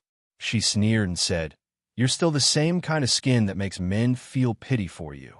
But compared to the past, you have more heart and lungs now. Jiang and I was confused by her words. She had a natural dislike for this white-robed woman. She immediately glared and said, why do you care? Luo Yang raised his hand inexplicably and made a gesture to raise his glass and drink it in one gulp. He laughed and then asked, are you thirsty? Jiang and I did not want to lower herself to the same level as this crazy woman. She caught a glimpse of the approaching figure from the corner of her eyes. She bit her lips and turned around resolutely. Su Fengyan stopped and closed his eyes. That year, the woman named Shan Hu, who was chosen as a tribute and sent into the palace, timidly walked on the path behind him and the Empress of Great Qin. She had yet to drink that cup of poison wine. Su Fengyan opened his eyes and rubbed his face. He continued to walk until he reached Luo Yang's side. Lu Haoshi, who Su Fengyan had mistakenly thought would escape back to Great Pea City, had his head chopped off by a hand blade and was kicked forward by the little girl. Chapter 863. Today's chapter. There will be a total of 6 chapters in the next 2 days. Su Fengyan originally wanted to end Jianghu with the battle at the Spring God Lake. This was already worthy of the saber training he had put in for the past few years. After returning to Beiliang, it would be difficult for him to be completely focused. He had reached the 4th realm of the 1st rank and had already reached the false realm 3 times. Even if there was no one else who could do it in the future, it was still an unprecedented feat. Su Fengyan no longer had any hopes of increasing his realm in the future. It was enough for him to be a local tyrant in Beiliang. But he never thought that the real game would be so tragic. Song Yinxing died in battle after being struck by an earth immortal. Lu Haoshi's celestial Shatter Realm even had a fight with Wang Xianji in the end. Su Fengyan stood quietly beside the white-clothed demon. He had already returned all his cultivation to Luo Yang. She had lost a lot of her realm. She should still be the 4th in the world, but the gap between her and Hong Jingyan and the others had inevitably shrunk. Su Fengyan himself was poor. His inner energy that had fallen to the 2nd rank was almost gone. If the body was a building full of qi, then Su Fengyan could be said to be a house with 4 bare walls. Lu Haoshi had destroyed the purple aura golden lotus seedling in the big yellow pond. This made him even more miserable. Su Fengyin silently recited the incantation. He tried to use the fire that he had comprehended in Beimeng to condense his qi and observe the fire inside his body. Unfortunately, some of the fire started from the Yongquan acupoint under his feet. It was like an arrow at the end of its flight. It couldn't even pass through the Niwen. Su Fengyin's expression withered, and he gave up struggling. A breeze blew across the countryside. The smell of soil assaulted his nose. Su Fengyin's hands and feet were cold. He could only put his hands in his sleeves to ward off the cold. Luo Yang asked indifferently, "How strong is Wang Xinji?" Su Fengyin stomped his feet and looked at the sky. He said softly, "Old Monster Wang only used 50% of his strength when he took the 2 punches. In the end, he used about 80% of his strength." Luo Yang didn't comment on this. She calmly said, "I'll take Danning back to Zhilu Mountain. We'll meet outside the city 3 years later. You only have a few flying swords that Dong Tai gave you, so don't die on the way back." He didn't die at the hands of Song Nianqing and Lu Hao, and he didn't die at the hands of Wang Xinji. If he died at the hands of a nobody, it would be a big joke. Su Fengyin smiled calmly and said, "It is true that I do not have any backup plans, but the Zhao family son of heaven is also at his wit's end. Without Han Jiaoxi and Lu Haoshi, 2 top experts, Great Peace City is only slightly better than paper. If I were Chao Changqing, I would go directly to Jing and take the emperor's head. The Jianghe matters are over. In the future, it will depend on how Bailiang deals with each move. My martial cultivation is not important to the overall situation." Standing side by side, Luo Yang said disdainfully, "In terms of family wealth, can your Su family beat the Zhao family? If Chao Changqing dares to go to Great Peace City to cause trouble now, he probably won't have the life to revive his country." Su Fengyin frowned and said, "Isn't there only the sneaky Wu family sword tomb left for the court to support?" Luo Yang smiled coldly and asked, "That's it?" Su Fengyin said emotionally, "Yes, my mother comes from the Wu family. Dong Tai is also from the Wu family. Wu Luding and his sword attendant Chui Hua are also from the Wu family. Song Yinqing's 14th sword already had such spirit. I think the master of the Su of Gojoseon's sword must be even more profound." Luo Yang hesitated and asked, "Why don't you practice sword essence?" Su Fengyin said self-mockingly, "I have seen too many sword masters. It's not that I don't want to, it's that I don't dare." Su Fengyin suddenly came back to his senses. It's sword essence, not the sword. But Luo Yang had already disappeared. Standing where he was, Su Fengyin looked around. The world was clear, and the atmosphere was bleak. He was in a daze. After an unknown amount of time, he slowly closed his eyes and remembered many things of the past, many people of the past. His mind flashed to the scene where he had personally borrowed the sword at Yuyin Mountain Villa, Lu Songtao's useless song after his madness, and personally seeing the world and the city merge into a line. When a person had too much money, they would often be dazzled and not know what to treasure. Su Fengyin raised his arm and waved like he was pushing away an item on a messy table. The mountains disperse. He did not see Wudong, Longhu, Hui Mountain, or any of the famed mountains. After waving away the mountains in his mind, Su Fengyin waved a second time. The rivers and seas disperse. He did not see Chunshun, Boyang, Qingdu, or any of the Jianghu. He waved a third time. The towers disperse. He did not see Xiangfan, Shenwu, Great Peace City, or any of the city's tall buildings. The fourth wave pushed back the grass and trees. The fifth wave pushed back the sun and moon. The sixth wave pushed back all life in the world. In this moment, Su Fengyin seemed to be alone in the world. His eyes were still closed, but he was looking around in the darkness, searching for something. When Su Fengyin thought that he was going to return empty-handed, he suddenly realized that he could not open his eyes. It was like the many times when he encountered a ghost during his afternoon nap before practicing the blade. No matter how hard he tried, he could not open his eyes and regain clarity. It was clearly a sign of going astray. In the past, Su Fengyin had the great yellow cord of Taoism. No matter how heterogeneous or unconventional his cultivation was, He did not have to worry about falling into Qigong deviation. But now, the Great Yellow Court no longer existed. It was the moment when Su Fengnian's foundation was the most unstable. He had a sudden idea. He wanted to take advantage of the lingering effect after the peak battle with Wang Xianji to grab that rare enlightenment. He hoped that he could reach the sky in one step and directly enter the false realm of celestial phenomenon or even the land immortal. He wanted to learn from the Qi cultivators and obtain that fleeting and rare enlightenment. More haste, less speed. Moreover, Su Fengnian had experienced the false realm 3 times. Every time he ascended the realm, he should be walking on thin ice. Outsiders did not dare to imagine that someone would be as reckless as Su Fengnian. It was tantamount to courting death. Since he could not wake up, Su Fengnian actually laughed in the false realm that he did not know the depth of. Previously, he had brushed away the mountains and rivers. At this moment, he slowly hugged and gradually retracted all the mountains and rivers. It was said that it was easier to invite the spirit than to send it away. However, Su Fengnian found that the universe was completely reversed in this realm. Fortunately, he was not in a hurry. According to common sense, whether it was martial arts or the way of heaven, it was taboo to be unsettled. Su Fengnian simply did the opposite and let it go. Vaguely, Su Fengnian seemed to see Song Nianqing, who was holding a pair of cloth shoes, being carried into a carriage by a group of desolate sword pool disciples. He saw the back of a young girl kicking ahead. He saw a monk in a cassock flying over. He saw a white-clothed woman in a red robe returning and returning.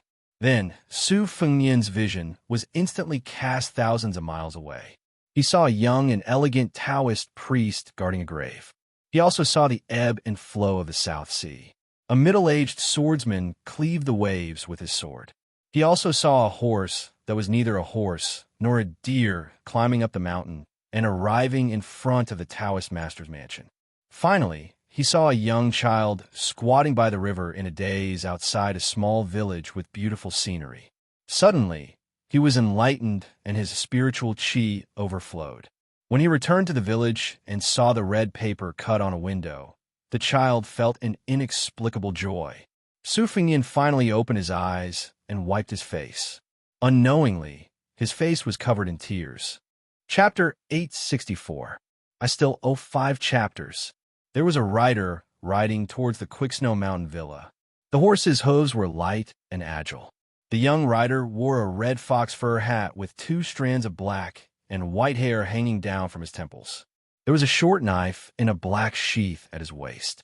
The rider and the horse were not in a hurry to enter the villa. Instead, they dismounted and walked along the bluestone boards beside the spring god lake. It was noon and the sun was warm. The winter snow had melted and the lake water was as clear as a mirror. There was an endless stream of people enjoying the scenery.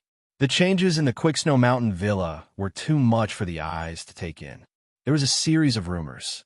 When the Jinwu Great Emperor's Dharma form arrived at the lake, it was first the young master of the Yanbao Castle, Li Huoli, who led an urgent military order to return to the border with his elite cavalry and squires. Then, Xianxia of the Spring Invitation Cottage also left the villa. Yuchi Liangfu said that this old senior from the cottage had comprehended something while watching the lake and wanted to return to Shu to cultivate in seclusion. There was a chance for her to reach the celestial state in this lifetime. Li Yibai of the Dongyue Sword Pool also said that he wanted to welcome his teacher, Song Nianqing, but his whereabouts were unknown. The Quicksnow Mountain Villa originally wanted to use the election of the Wulin Alliance to raise its reputation and status. With the departure of the 3 leaders one after another, it was about to become the laughing stock of the entire Jianghu. However, the appearance of the purple-clothed woman from Mount Hui, who had defeated 16 famous masters in a single day, was unparalleled in the limelight. It vaguely seemed like it wanted to take advantage of the situation to become the champion. This made many Jianghu, people who were on their way back to the villa, turn their horses around and rush into the Quicksnow Mountain Villa. This undoubtedly solved the urgent situation of the villa.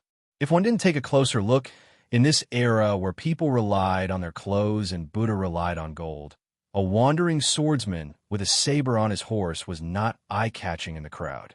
Most of the Jianghu, people who could come to the Suishu Mountain Villa, were heroes. Most of them relied on their sex, background, or their own names. Even if they couldn't be the richest in their hometown, they couldn't escape from being rich. Along the lakeside, there were plenty of Jianghu people wearing embroidered fox fur coats. If they didn't wear a mink hat that easily cost dozens of taels of silver, they would be too embarrassed to go out and greet others. Many beautiful women followed the heroes around, their eyes wandering, secretly comparing their wealth. There were also some Jianghu people who came with their wives and children. These people were undoubtedly more confident.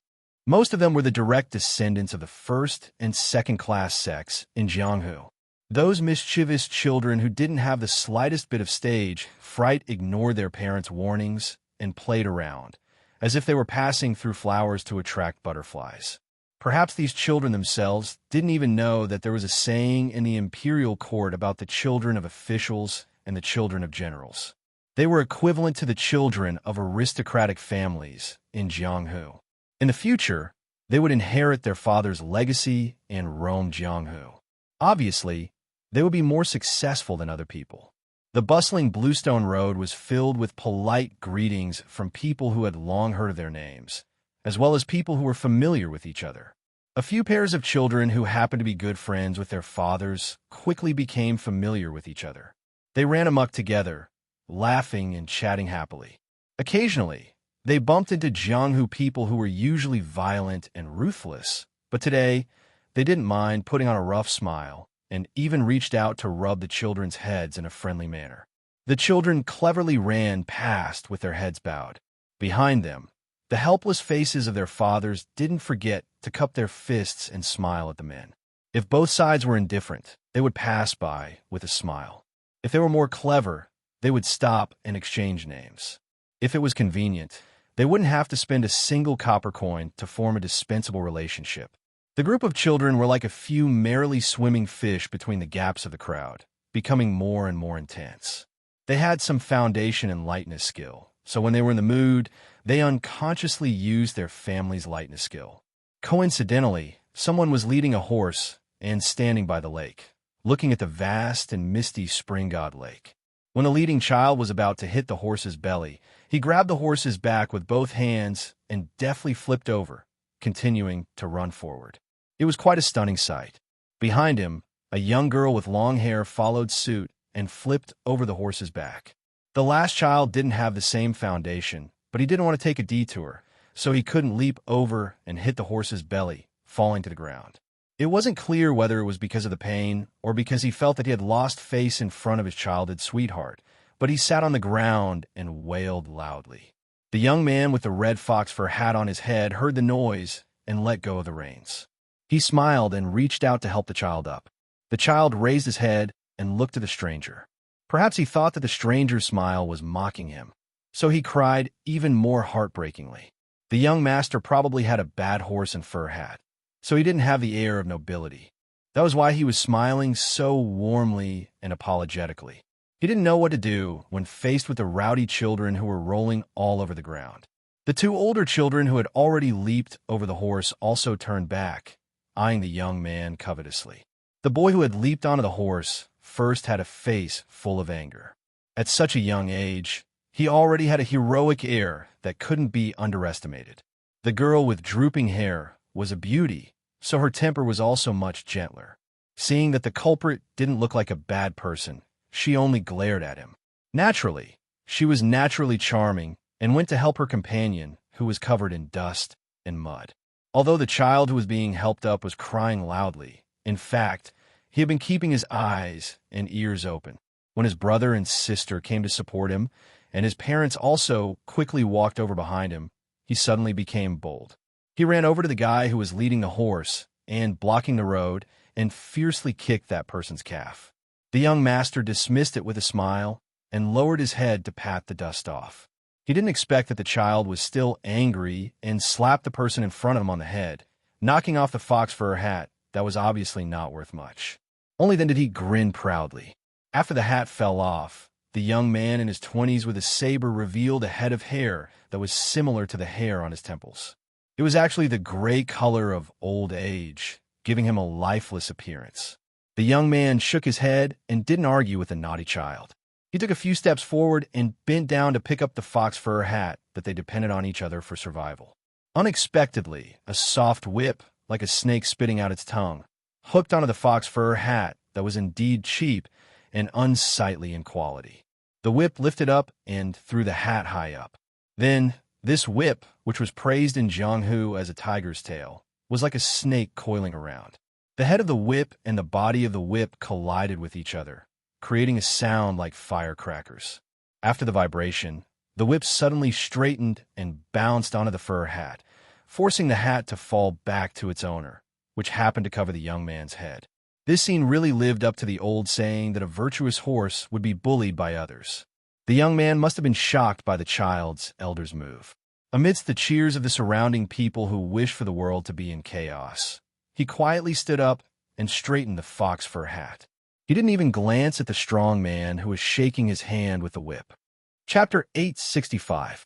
Seeing the young man retreating after causing trouble, the man whose family had been tyrannical for generations in Liaodong was too lazy to beat him up. He was born with a short stature, but his wife was tall and enchanting. Not to mention other things, just her slender legs almost reached his ribs. A woman of this height was rare even in the north, let alone in the south. What was even more remarkable was her well-proportioned body and her twin peaks. Even though she was wearing a thick fur coat, she was unwilling to be left out. Beside them were two pairs of celestial couples who had deep connections with their families. They were all in their 30s. The men were masculine while the women were graceful. When the four of them saw this scene, which could not be said to be harmonious, they looked at each other and smiled. They did not agree, but there was pity in their eyes. However, they did not say a word of justice for the young stranger.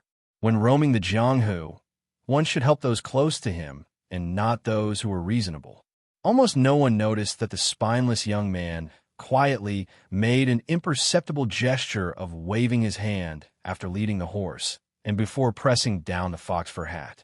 Except for Zhou Qinghu, who had been watching coldly, because this woman's eyes were fixed on Su Qi, whom she had met for the first time on the Dragon Tail slope. She could not understand how a man who could make dozens of big devils retreat in the face of difficulties, who could be invited by the devil cult to climb the mountain and be conferred the title of Marquis, could be so down and out. Zhou Qinghu hesitated for a moment and walked to the side of the man who continued to look at the bleak winter scenery of Springshin Lake. Su Zhan, who had been with her day and night these days, followed closely behind. Su Zhan, who carried an ancestral long stick on his back, walked a few steps and was quickly recognized by some sharp-eyed guys. These days, Snow Mountain Villa had set up several arenas on Springshin Lake that cost a lot of money. In addition to the main arena that was stolen by the purple clothes of Mount Hui Mountain, there were several smaller arenas, which were also full of masters. Su Zhan amazed everyone in one of the arenas. He fought with an old swordsman in the northwest for 400 rounds and still won. Then he successfully defended the arena for 4 consecutive rounds before being defeated by the famous swordsman in the southeast, Xie Huaibai, who was thousands of miles above Su Zhan. Everyone suddenly remembered that Su Zhan's father, Su Dachu, had written observing skills scripture and was once one of the top masters in the world. Because of Su Zhan's skills, the declining Su family was regarded by many martial arts seniors, especially masters in the Tuhuai River, as the hope of the family's revival. The Liaodong swordsman, who was shorter than his wife, put away his soft whip. Seeing Su Zhan's sudden appearance, he thought for a moment and then laughed heartily. He took the initiative to ask, "Are you Su Zhan, young master Su who carried forward the family's observing skills scripture?" Originally, Su Zhan did not have a good impression of these arrogant Jianghu heroes, but after being recognized, he still turned around, smiled, and cupped his fists in return. He said, "I am Su Zhan. I have heard from my father's generation that the Feng family of Liaodong is full of masters. They can not only kill a tiger with one whip, but also have superb archery skills. Just the sound of pulling the bowstring can make birds startled and fall from the bough." When the illegitimate son of the Feng family of Liaodong heard these words, It could be said that he was tickled by Ma Gu, and it happened to tickle his itch. He felt comfortable all over. If it was someone else who flattered him, he would not take it to heart. But Su Zhan was different after all.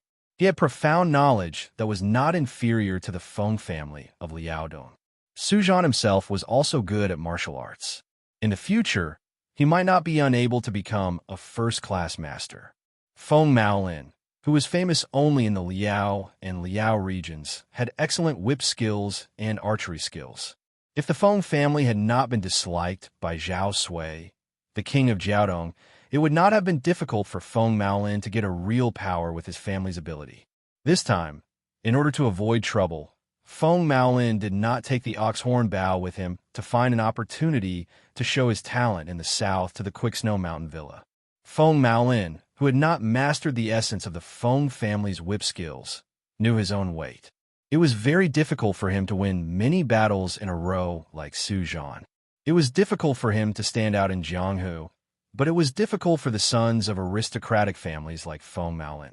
Just because he was born of a concubine, he was suppressed by the son of the first wife. Practicing martial arts was a bottomless pit. A family with ambition to stand out in Jianghu could not take care of everything. Feng Maolin was like this, let alone the sons of ordinary families who practiced martial arts. The double expenses of medicinal materials to exercise their body, the double expenses of accumulating money or borrowing secret books, and the various expenses of moving famous masters to teach the family would make people speechless. Therefore, it was not bad for the sons of aristocratic families like Feng Maolin to practice martial arts. On the other side, Feng Maolin was trying to get close to Su Zhan. He introduced Su Zhan, who had become famous after one battle, to the husband and wife of the Feng family of Liaodong. They talked happily. Zhou Qinhu came to the young child who was standing still with his horse. He plucked up his courage and asked, "How did you change your personality? Why is your temper so good?" Su Fengyin turned his head to look at this old acquaintance of his in the Quicksnow Mountain Villa. He smiled and did not speak. Zhou Qinhu recalled that after surviving that series of dangerous situations, he realized that this young master with an obscure background did not seem to be a domineering person. No matter how Hu Chunyao rolled his eyes or provoked him, he did not see the slightest bit of anger. Zhou Qinhu glanced at the side of his face. For a moment, he was absent-minded. The reason why he was so calm in everything was because he did not care about the ups and downs of his group of people. Looking at the ups and downs of others' honor and disgrace was like watching children playing. Zhou Qinhu felt a little bored when she thought of this. She turned her head and saw Su Zhan talking and laughing with that group of people. They called each other brothers, as if they regretted not having met each other earlier. During these days in the Quicksnow Mountain Villa, Zhou Qinhu had seen the fickleness of human nature. With Su Zhan's fame, she was lucky enough to live alone in a courtyard in the villa. People from all walks of life came to the courtyard to make friends. She could not rest for a moment. Su Zhan also beat around the bush. One time when they sat opposite each other and drank, he almost revealed his heart under the guise of alcohol. However, she still diverted the topic. Zhou Qinhu had a good impression of Su Zhan, who had gone through fire and water with her. Unfortunately, it was not the love between a man and a woman. Zhou Qinhu only wanted to take advantage of her youth to travel more in Jianghu and see more strange stories. It did not matter whether she was accompanied or alone. Perhaps one day, there would be a man who could make her fall in love at first sight. That would be the day she left Jianghu. There were 3 reasons why Su Fengyin returned to the Quicksnow Mountain Villa under the secret escort of the men of sacrifice. The first was to settle things with Lin Honyuan of the Dragon Palace. She still owed him a Xian finger inscription. The second was to see if she could wait until the young hierarch Li Yufu to offer a toast to the wanderer, He Zhu's grave on behalf of Miss He. Then she would inform Li Yufu about the child's first enlightenment by the stream. The last was that according to the secret letter, Xianyuan Qingfeng had slaughtered his opponents in the main arena and seemed to be on the verge of winning the championship. Earlier, he had promised to let her sit on the throne of the Wulin Union. If there was a chance, he would help her. Su Fengyin herself didn't have many thoughts about Jianghu, other than the fact that the old bastard of the Zhao family hiding in Mount Longhu was not dead yet. Other than that battle in the Eastern Sea that he didn't know whether or not he could fight, and other than the fact that he still missed her and her at Mount Jalu, he had nothing else to be interested in. Whether he was willing or not, he had to leave before the matter was over. Fortunately, this time he was going back to Bailiang with Su Xiao, who was waiting for him in Xiangfan. Chapter 866. Zhou Qinhu did not want to have too much to do with Su Qi, who was shrouded in clouds and mist. She glanced at the 2 strands of gray hair under his red fox fur hat and thought of an excuse to leave. In her heart, she had the natural sorrow of a woman. Those who practiced martial arts knew that thinking too much would consume one's qi and blood, which would not nourish one's bone marrow. However, Zhou Qinhu also knew her own limitations. The martial arts that she practiced would definitely not enter his eyes. While she was hesitating, she saw a young ranger with a wine pot hanging from his waist stride over. He slapped Su Qi's shoulder and laughed, calling out Su Qi's name. Then he turned to her and said respectfully, "Miss Zhou's yellow plum sword, I am Huang Liang, an anonymous disciple of Pure Heart Pavilion. Your reputation is like thunder in my ears." Su Fengnian saw Zhou Qinhu's puzzled look and explained with a smile, "Brother Huang is a friend I met on the way to the snowy hills. He is an old Jianghu man and has taught me many things by word and example. He is a kind person and is worth making friends with." In fact, Huang Liang had been quietly observing the situation from the side. When he saw Su Zhan being played by the group of heroes, he had completely lost the intention to greet him.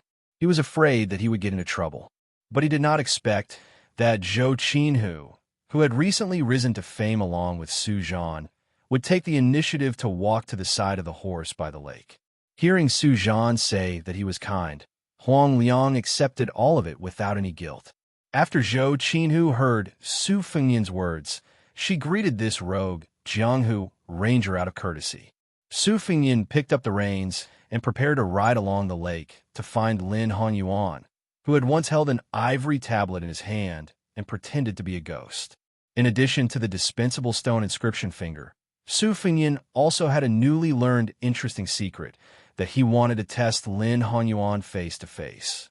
However, before Su Fengnian had a chance to escape, Su Zhan and Deng Maolin had arrived with their companions. Obviously, the son of a concubine from the Feng family of Liaodong had given Su Zhan face. He took the initiative to ask his young son to apologize to Su Fengnian, and then said that he wanted to board a colorful boat to watch the new round of the purple dress battle on the lake. Several arenas were built on the lake several miles away from the lake, and the spectators had to take a boat to watch the battle. However, the number of boats was limited, so boarding a boat did not depend on money, but on one's status in Jianghu and family's reputation. Every boat had a famous prostitute from the brothels of Xiangfan City. In order to build up the popularity of the Snowy Heights, Villa Master Weiqi Liangfu had put in a lot of effort. Most of the spectators from Jianghu did not have the ability to board a boat, and could only rent a small boat to ride between the big boats. However, there was a huge difference between riding a small boat and riding a boat, and it was not a pleasant feeling to be inferior to others. On the way to the ferry, Su Fengnian learned that Feng Maolin was from a wealthy family in Liaodong through Su Zhan's concise but clever introduction.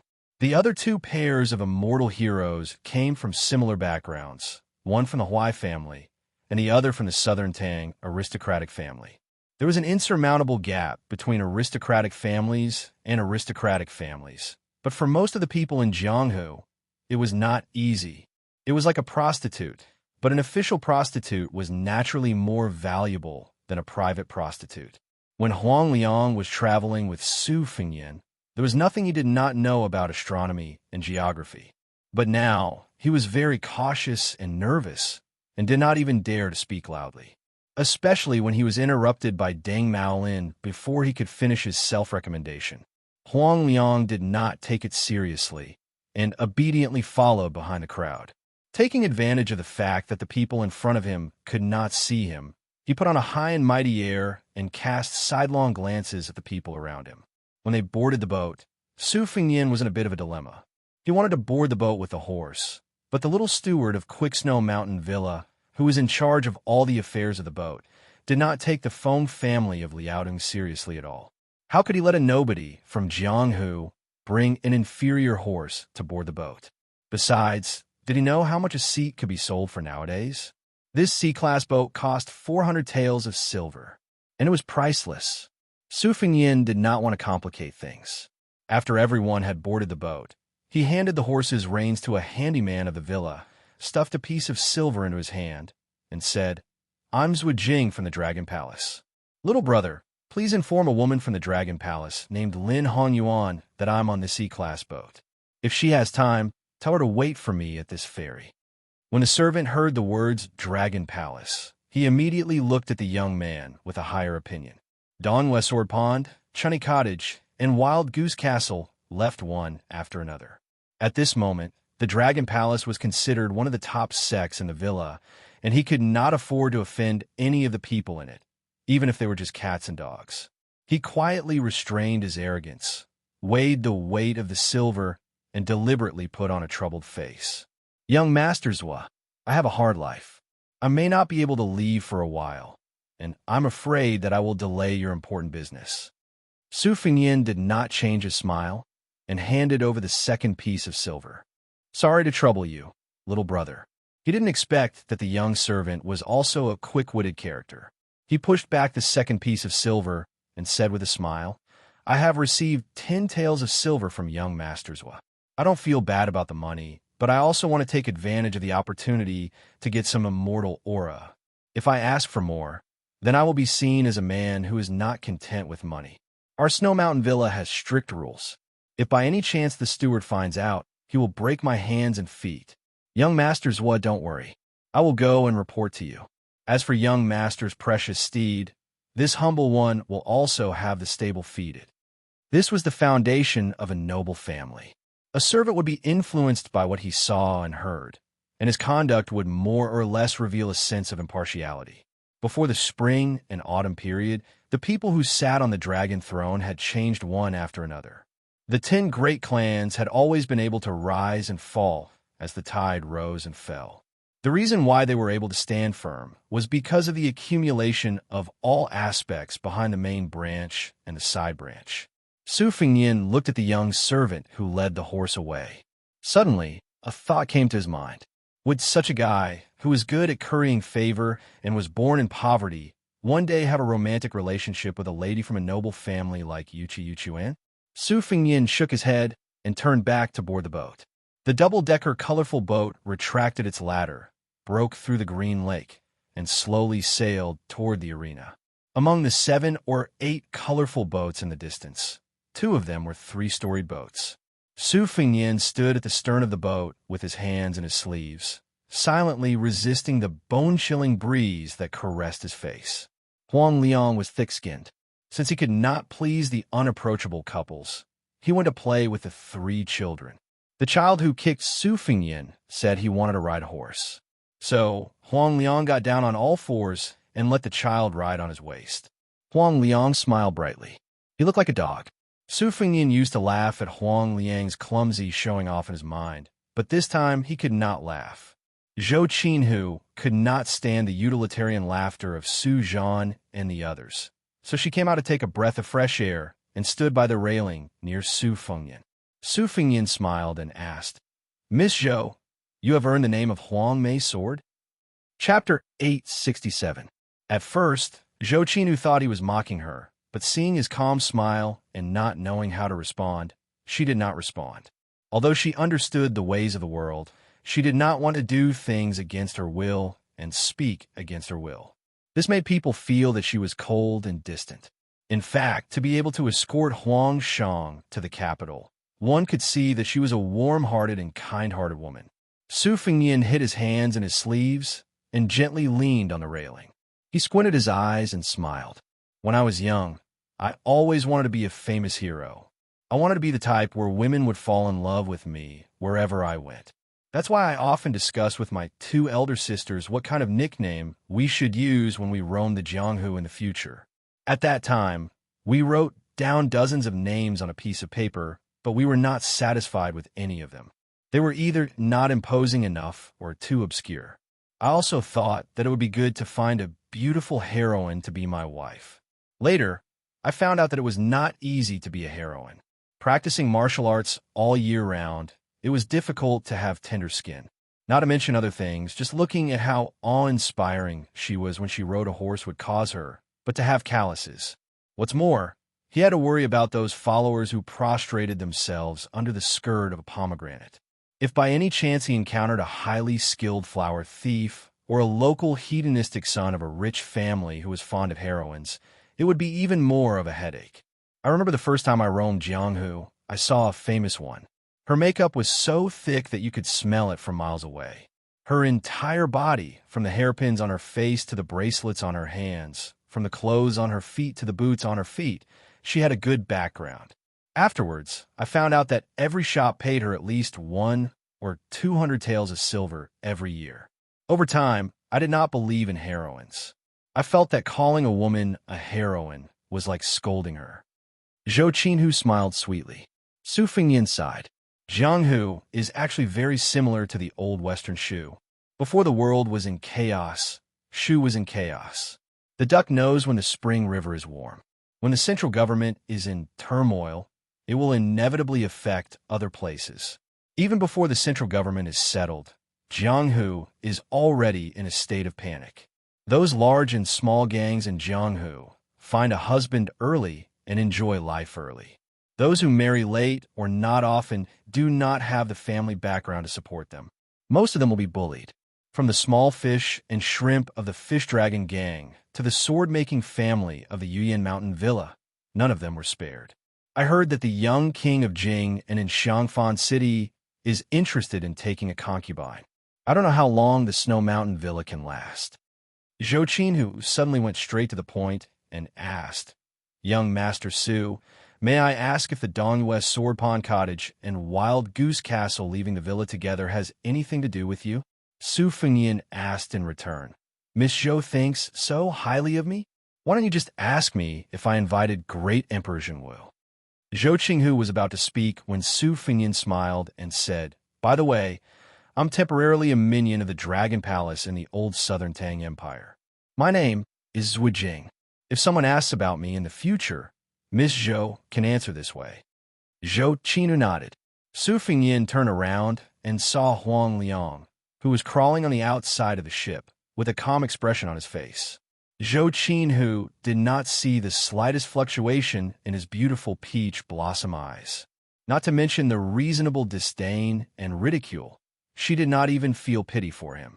Zhou Qinhu said his goodbyes and walked into the warm-as spring cabin. Su Fengyin leaned on the railing again, feeling bored. So he softly hummed a nameless tune that was widely circulated in Baiyang. Don't you see the fishes in the northern underworld swim for tens of thousands of miles? Don't you see the immortals at the peak of Kunlun pass through the Heaven's Gate? Don't you see the men riding lightly out of the cold and returning with their corpses? Don't you see the women leaning on the door until their hair turns white? Since there were men of sacrifice secretly escorting him, Su Fengyin did not deliberately suppress his sleepiness. He rested his chin on his sleeves that were still warm from his hands and closed his eyes. A small boat with a black canopy quickly cut across the calm lake. A woman dressed in green and holding a white hat leaped onto the colorful boat and stood at the other side of the stern. With a complicated look in her eyes, she called out softly, "Young masters." Su Fengyin opened his eyes and turned his head without turning around. "Young Palace Master Lin, I'm honored by your presence. Forgive me for not welcoming you." The young woman, who had never shown up in the Quicksnow Mountain Villa as Lin Honyuan, now had a look of respect from the bottom of her heart. Compared to when they had first met, the look in her eyes was one of hatred. In Lin Hongyuan's mind, Zhao Ningxin was the reincarnation of the founder of the first generation of Longwu Mountain. He would definitely become the #1 person in the world in the future. With the addition of Yu Yiqing, he would have more weight than His Royal Highness in the bitter cold of the northern region. Lin Honyuan was a woman who didn't remember good things or bad things. However, if she was really hit hard and hurt, she would still remember a little. Previously, when she got along with that bastard surnamed Su, her schemes were seen through every time. That guy wouldn't show any mercy to her. Now, Lin Honyuan didn't know whether she hated him more or was afraid of him more. Lin Honyuan, who had changed into the face of a female official of the Dragon Palace, was about to move. Su Fengnian said, I receive a secret report that the eldest son of Zhao Bing, king of Yanqi, was hiding in the team of the Dragon Palace. He should not be the bearded man. So you are really arrogant to let the crown prince carry the bed for you. Lin Hongyuan's face suddenly turned pale. Su Fengnian looked at the small boat with a black canopy following the colorful boat. Master, how was an ordinary strong man? Su Fengnian waved to him. The young man hesitated for a moment and jumped onto the stern. After no longer hiding, he suddenly became high-spirited and heroic. He waved to Lin Honyuan, making the woman who wanted to say something but hesitated to keep quiet. In the vast Nanjiang, Nailan Yusi could come and go as he pleased with Zhao Bing, king of Yanqi. Only His Royal Highness favored him and regarded him as a friend of the same generation. In terms of reputation, this Zhao Zhu, His Royal Highness, was better than the first Prince Zhao Wu. If it was a few years ago, if anyone compared Zhao Zhu with Su Fengnian of Bailiang, it was tantamount to insulting His Royal Highness of King of Yanqi. Zhao Zhu grinned and said, Xianxia, do you remember the little beggar who wanted to learn sword from your mother in Danton Pass? Su Fengnian said flatly, I don't remember. Zhao Zhu looked resentful. He squatted on the ground and bit his finger, sighing. Lin Honyuan was flabbergasted. In Nanjiang, there was a secret message circulating in a small circle. It said that the reason why Mr. Nailan was willing to stay in King of Yanqi was that he liked Zhao Zhu's ambition to go north. Zhao Zhu joined the army at the age of 12. Ever since his father, the king, helped him build his first small tomb with several heads to show off his military exploits, Zhao Zhu had killed people like flies, gathered the corpses of his enemies, and sealed the tall tombs. In the past few years, he had built a total of 21 temples. All the barbarians in Nanjiang surrendered. Zhao Zhu's favorite thing to do was never to pretend to be cultured, but to secretly go south with dozens of retainers. Often, he would go and come back for a month, uprooting the enemy's strongholds hidden deep in the miasma, leaving no survivors. Every time His Highness didn't show up for a banquet or event, everyone immediately understood that His Highness had slipped away to slaughter people again. But this time, facing Su Fengnian, Zhao Zhu didn't know why he was so gentle, respectful, and thrifty. He raised his head and said sadly, Xianxia, you're no longer the good brother who took off his pants to compare size with me. Su Fengnian scolded, Is there a brother who owes money for more than 10 years and doesn't pay it back? Zhao Zhu immediately laughed and threw a bag of copper coins to Su Fengnian. Here, when we parted, you said that you wanted to be a hero. You also told me earnestly that I shouldn't become an old beggar. I've always remembered it in my heart. I didn't want to spend a single coin in this bag of copper coins. Su Fengnian caught the cloth pouch that was sewn together and was speechless. Chapter 868. The man surnamed Jiang almost vomited blood.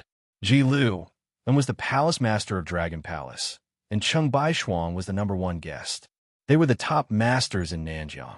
Lin Honyuan had always had the reputation of young palace master Lin. Any one of them was an unattainable bodhisattva. The Jiang family didn't even have the time to burn incense and pray to God. How could they have the courage to provoke them? This surly man kept saying that he didn't know them. King don't know them, but you still said a bunch of catchy words. When the bigwigs of the Dragon Palace went out, there would be female officials holding ceremonial rites to clear the way. Moreover, this woman spoke in a familiar local accent, which made the man's surname Jiang realize in hindsight. He had to remind the phone couple not to overestimate themselves. Not only would they lose face, but they would also cause his family to be punished and ostracized so that they could not have a foothold in the Southern Tang world. Who didn't know that Dragon Palace was Mr. Nailan's favorite maid? If the fairy-like Mr. Nailan heard it, his whole family would be drowned. Zhao Zhu pointed to the child in the woman's arms. You want to find Yuchi Liangfu to reason. No problem. Leave the baby and throw the body in front of Yuchi Liangfu. You will definitely be in the right, even if you don't want to. Su Fengnian said, That's enough. The stern suddenly became silent. Zhao Zhu drank honestly, and Lin Hongyuan didn't say anything. Feng Maolin also understood the situation. After weighing the pros and cons, he chose to suffer in silence. He broke away from his friend's support and staggered back to the cabin. According to the cultivation method passed down from his ancestors, he operated his qi and breathed out the old and took in the new. Su Fengyan asked, "Zhao Zhu, how did you become a beggar?" I remember that at that time, although the dragon's descendants lived in fear, they didn't have to worry about food and clothing. Zhao Zhu threw the empty wine pot into the lake, rubbed his cheeks, and said with a smile, "It's a long story. Anyway, now my brothers must be secretly wondering why I didn't starve to death in Danton Pass." Every family had its own difficulties. Once it was mentioned, it would be awkward and painful. Lin Honyuan stood in the distance and felt relieved. Since Su and His Royal Highness were old acquaintances, the key point was that anyone with a discerning eye could see that it was a genuine friendship and not a pretense of civility. Then whether or not he taught Su's secret steel inscription of the Dragon Palace was of no importance. He didn't need to worry about being caught by others in the future. However, Lin Honyuan was a little disappointed. It seemed that he couldn't hope to make Su into a human puppet in this lifetime. Su Fengyan turned around and looked at this guy who was not in Nanjiang. "Do you have nothing better to do than to be Lin Hongyuan's servant?" Leaning on a railing, Zhao Zhu lazily said, "I've never been in the pugilistic world, so I won't have any chances in the future.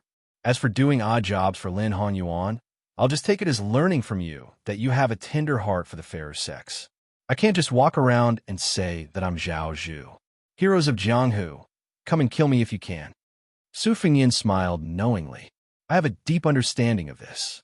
Zhao Zhu softly said, "I originally wanted to sneak a trip to Beiyang.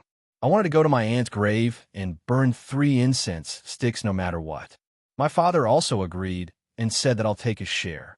However, it seems that I can't go. You also know that West Chu is about to be reinstated. My father temporarily decided to let me lead 8,000 elite cavalry north to loot a burning house. If you came 2 days later, we would have passed by each other." Su Fengyan self-deprecatingly said, "It won't be peaceful again. I don't understand why Chao Chongqing wants to reinstate the country." Zhao Zhu gazed into the distance and said indifferently, "It's not strange at all. It's just like how the people of the world don't understand why Uncle Su is still unwilling to betray Liang and directly defected to Northern Meng, even though our Zhao family is making things difficult for your Su family." Su Fengyan smiled and said, "Let's not talk about surrendering to Beimeng. How many people can we bring with us? 300,000 cavalry. However, a person should still have a bottom line." Zhao Zhu turned around and leaned against the railing. He asked, "Xianxia, do you know what I admire the most about Uncle Su?" Su Fengyan handed the half-empty wine pot to Zhao Zhu. Zhao Zhu raised his head and took a big gulp before throwing it to Lin Hongyuan. Su Fengyan said, "Is it because he didn't draw a river to conquer?" Zhao Zhu sighed heavily and said, "After I took charge of the army alone, I often deduced the battle situation with Mr. Nalen. Every time, I was on Uncle Su's side and adopted the strategy of drawing a river to claim the throne. Without exception, I suffered a crushing defeat. At first, I thought that my calculation was not meticulous enough, but even last year I still lost. I admit that Uncle Su's cavalry, no matter how powerful they are, lost because they are still an isolated army, isolated scholars, isolated people, and isolated orthodoxy. Once they claim the throne, they will be isolated. If they don't claim the throne, they will disappoint many generals and soldiers. Once they claim the throne, they won't be conspicuous at first, but as long as they lose their irresistible morale, their decline will soon be exposed. Everyone will kick a man who is down. They won't even have the extravagant hope of making a comeback. Mr. Nalen once said that if a commoner wants to sit on the throne, he will have to wait for the cold people to get used to power. Therefore, it will take at least 300 or 400 years. Uncle Su was born at the wrong time. Otherwise, I will be chatting with the crown prince right now." Su Fengyan fell into deep thought. Zhao Zhu suddenly asked with a cold smile, "Xianxia, how did you become a clay bodhisattva without anger? Is it because Beiyang is too cold?" Su Fengyan calmly said, Back then, when Su Xiao pulled a group of people out of Liaodong, he couldn't do it without money. So, he borrowed money from many people. Many people felt that the money couldn't be borrowed and would definitely be wasted.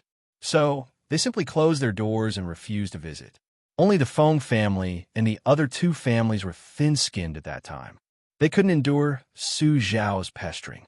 Together, they gave him more than 60 taels of silver. Although Su Xiao secretly returned a few favors after he became famous, he still talked to me about the dozens of taels of silver. He said that it was more important than the 10,000 taels of gold that he would get in the future.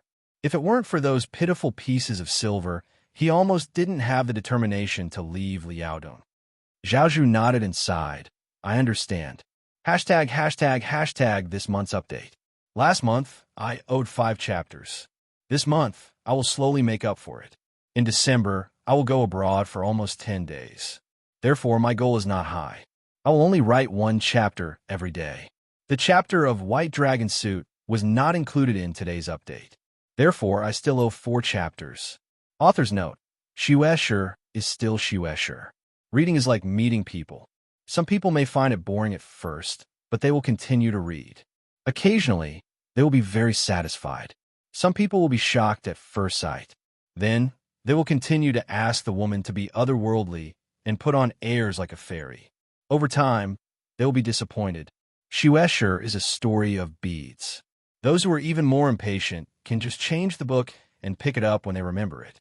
#### chatting while writing. If I don't promise to update, I won't break my promise. It's a very simple reason. However, after weighing the 2 options, I will either be scolded for not keeping my promise or have to calm down and write. After weighing the 2 options, I feel that it is more worth it to write more chapters. First, let me explain something. In the past, when I wrote books, there was absolutely no notice of absence. Of course, this is not a good thing. The last time I chatted with Jing Guan, as well as on the phone with Tomcat, we talked about this point. I'm a writer who's publicly acknowledged to have a terrible character, but now I'm actually nagging someone about the unfairness of Unix and the importance of stable updates. Even I can't imagine it. If you want to say that I'm a good-for-nothing big shot, that I wasn't a big shot when I was an ambitious person, that god wasn't a big shot, that Urgu and Toad weren't big shots. To be honest, Xianxia is my least big shot work. Compared to the previous scams, I gave fewer promises and more notifications. I also had the most chapters. I also had the most interactions with readers. The number of times I clenched my teeth and persevered was undoubtedly the most. Therefore, if there are old readers who want to show off their superiority and tell you about the past, don't be in a hurry to scold them for being a brainless fan. You have to know that these brothers who appear to be impervious to fire and water have already been shot in the heart. They're just clenching their teeth and forcing a smile. Furthermore, there are many new people who have fallen into my trap. Sooner or later, they will unfortunately become one of them. Who knows what will happen in the future? Although I am an author, I am also a reader. The age of a web novel reader is almost twice that of an author. Therefore, I have never cared about pirated posts. This is because I read pirated posts myself. I don't have the right to give advice. At most, I use my identity as a second-rate, third-rate, or fourth-rate author to recommend works that I really like as a way to make up for it. If I have to say that I'm a big shot, it would be the overly impetuous readers. As always, I don't like them. It was the same when I was writing scams. Back then, I would often argue with readers in the comment section. I wouldn't stop even if I were to argue with them. However, I don't have the willpower and mentality anymore. Firstly, I feel that it is useless. No one can convince the other. Secondly, authors still rely on their works to prove themselves. Of course, this impetuousness isn't the scolding when the chapters are interrupted. It is the skimming through the contents of the chapters. There are many long-winded chapters in Snow. Even I find it annoying. Actually, they're all explaining things that have been hinted at. When you fill in the gaps, some people don't even realize it and only feel confused. The author can only helplessly do something superfluous, even sacrificing part of their reading habits. Previously, when they said that they are impatient to change their reading habits, they're referring to those who are obsessed with the content of the book. I can understand this small group of people, but I don't agree with them. In Snow, there are actually many climaxes of varying sizes. As for the content that I like, it has always been hidden. Every time someone mentions it, it will be like scratching an itch. For example, the battle between Luo Yang and Heaven and Earth. What I thought was the climax wasn't Luo Yang's dominance, but Song Yinqing's pair of cloth shoes. She was the old woman who had been waiting for her husband to return home. I used to say that an author's greatest responsibility is to write seriously. Now, I should change it to writing seriously and steadily. I can temporarily not do well, but after all, I have to persevere and work hard on this path.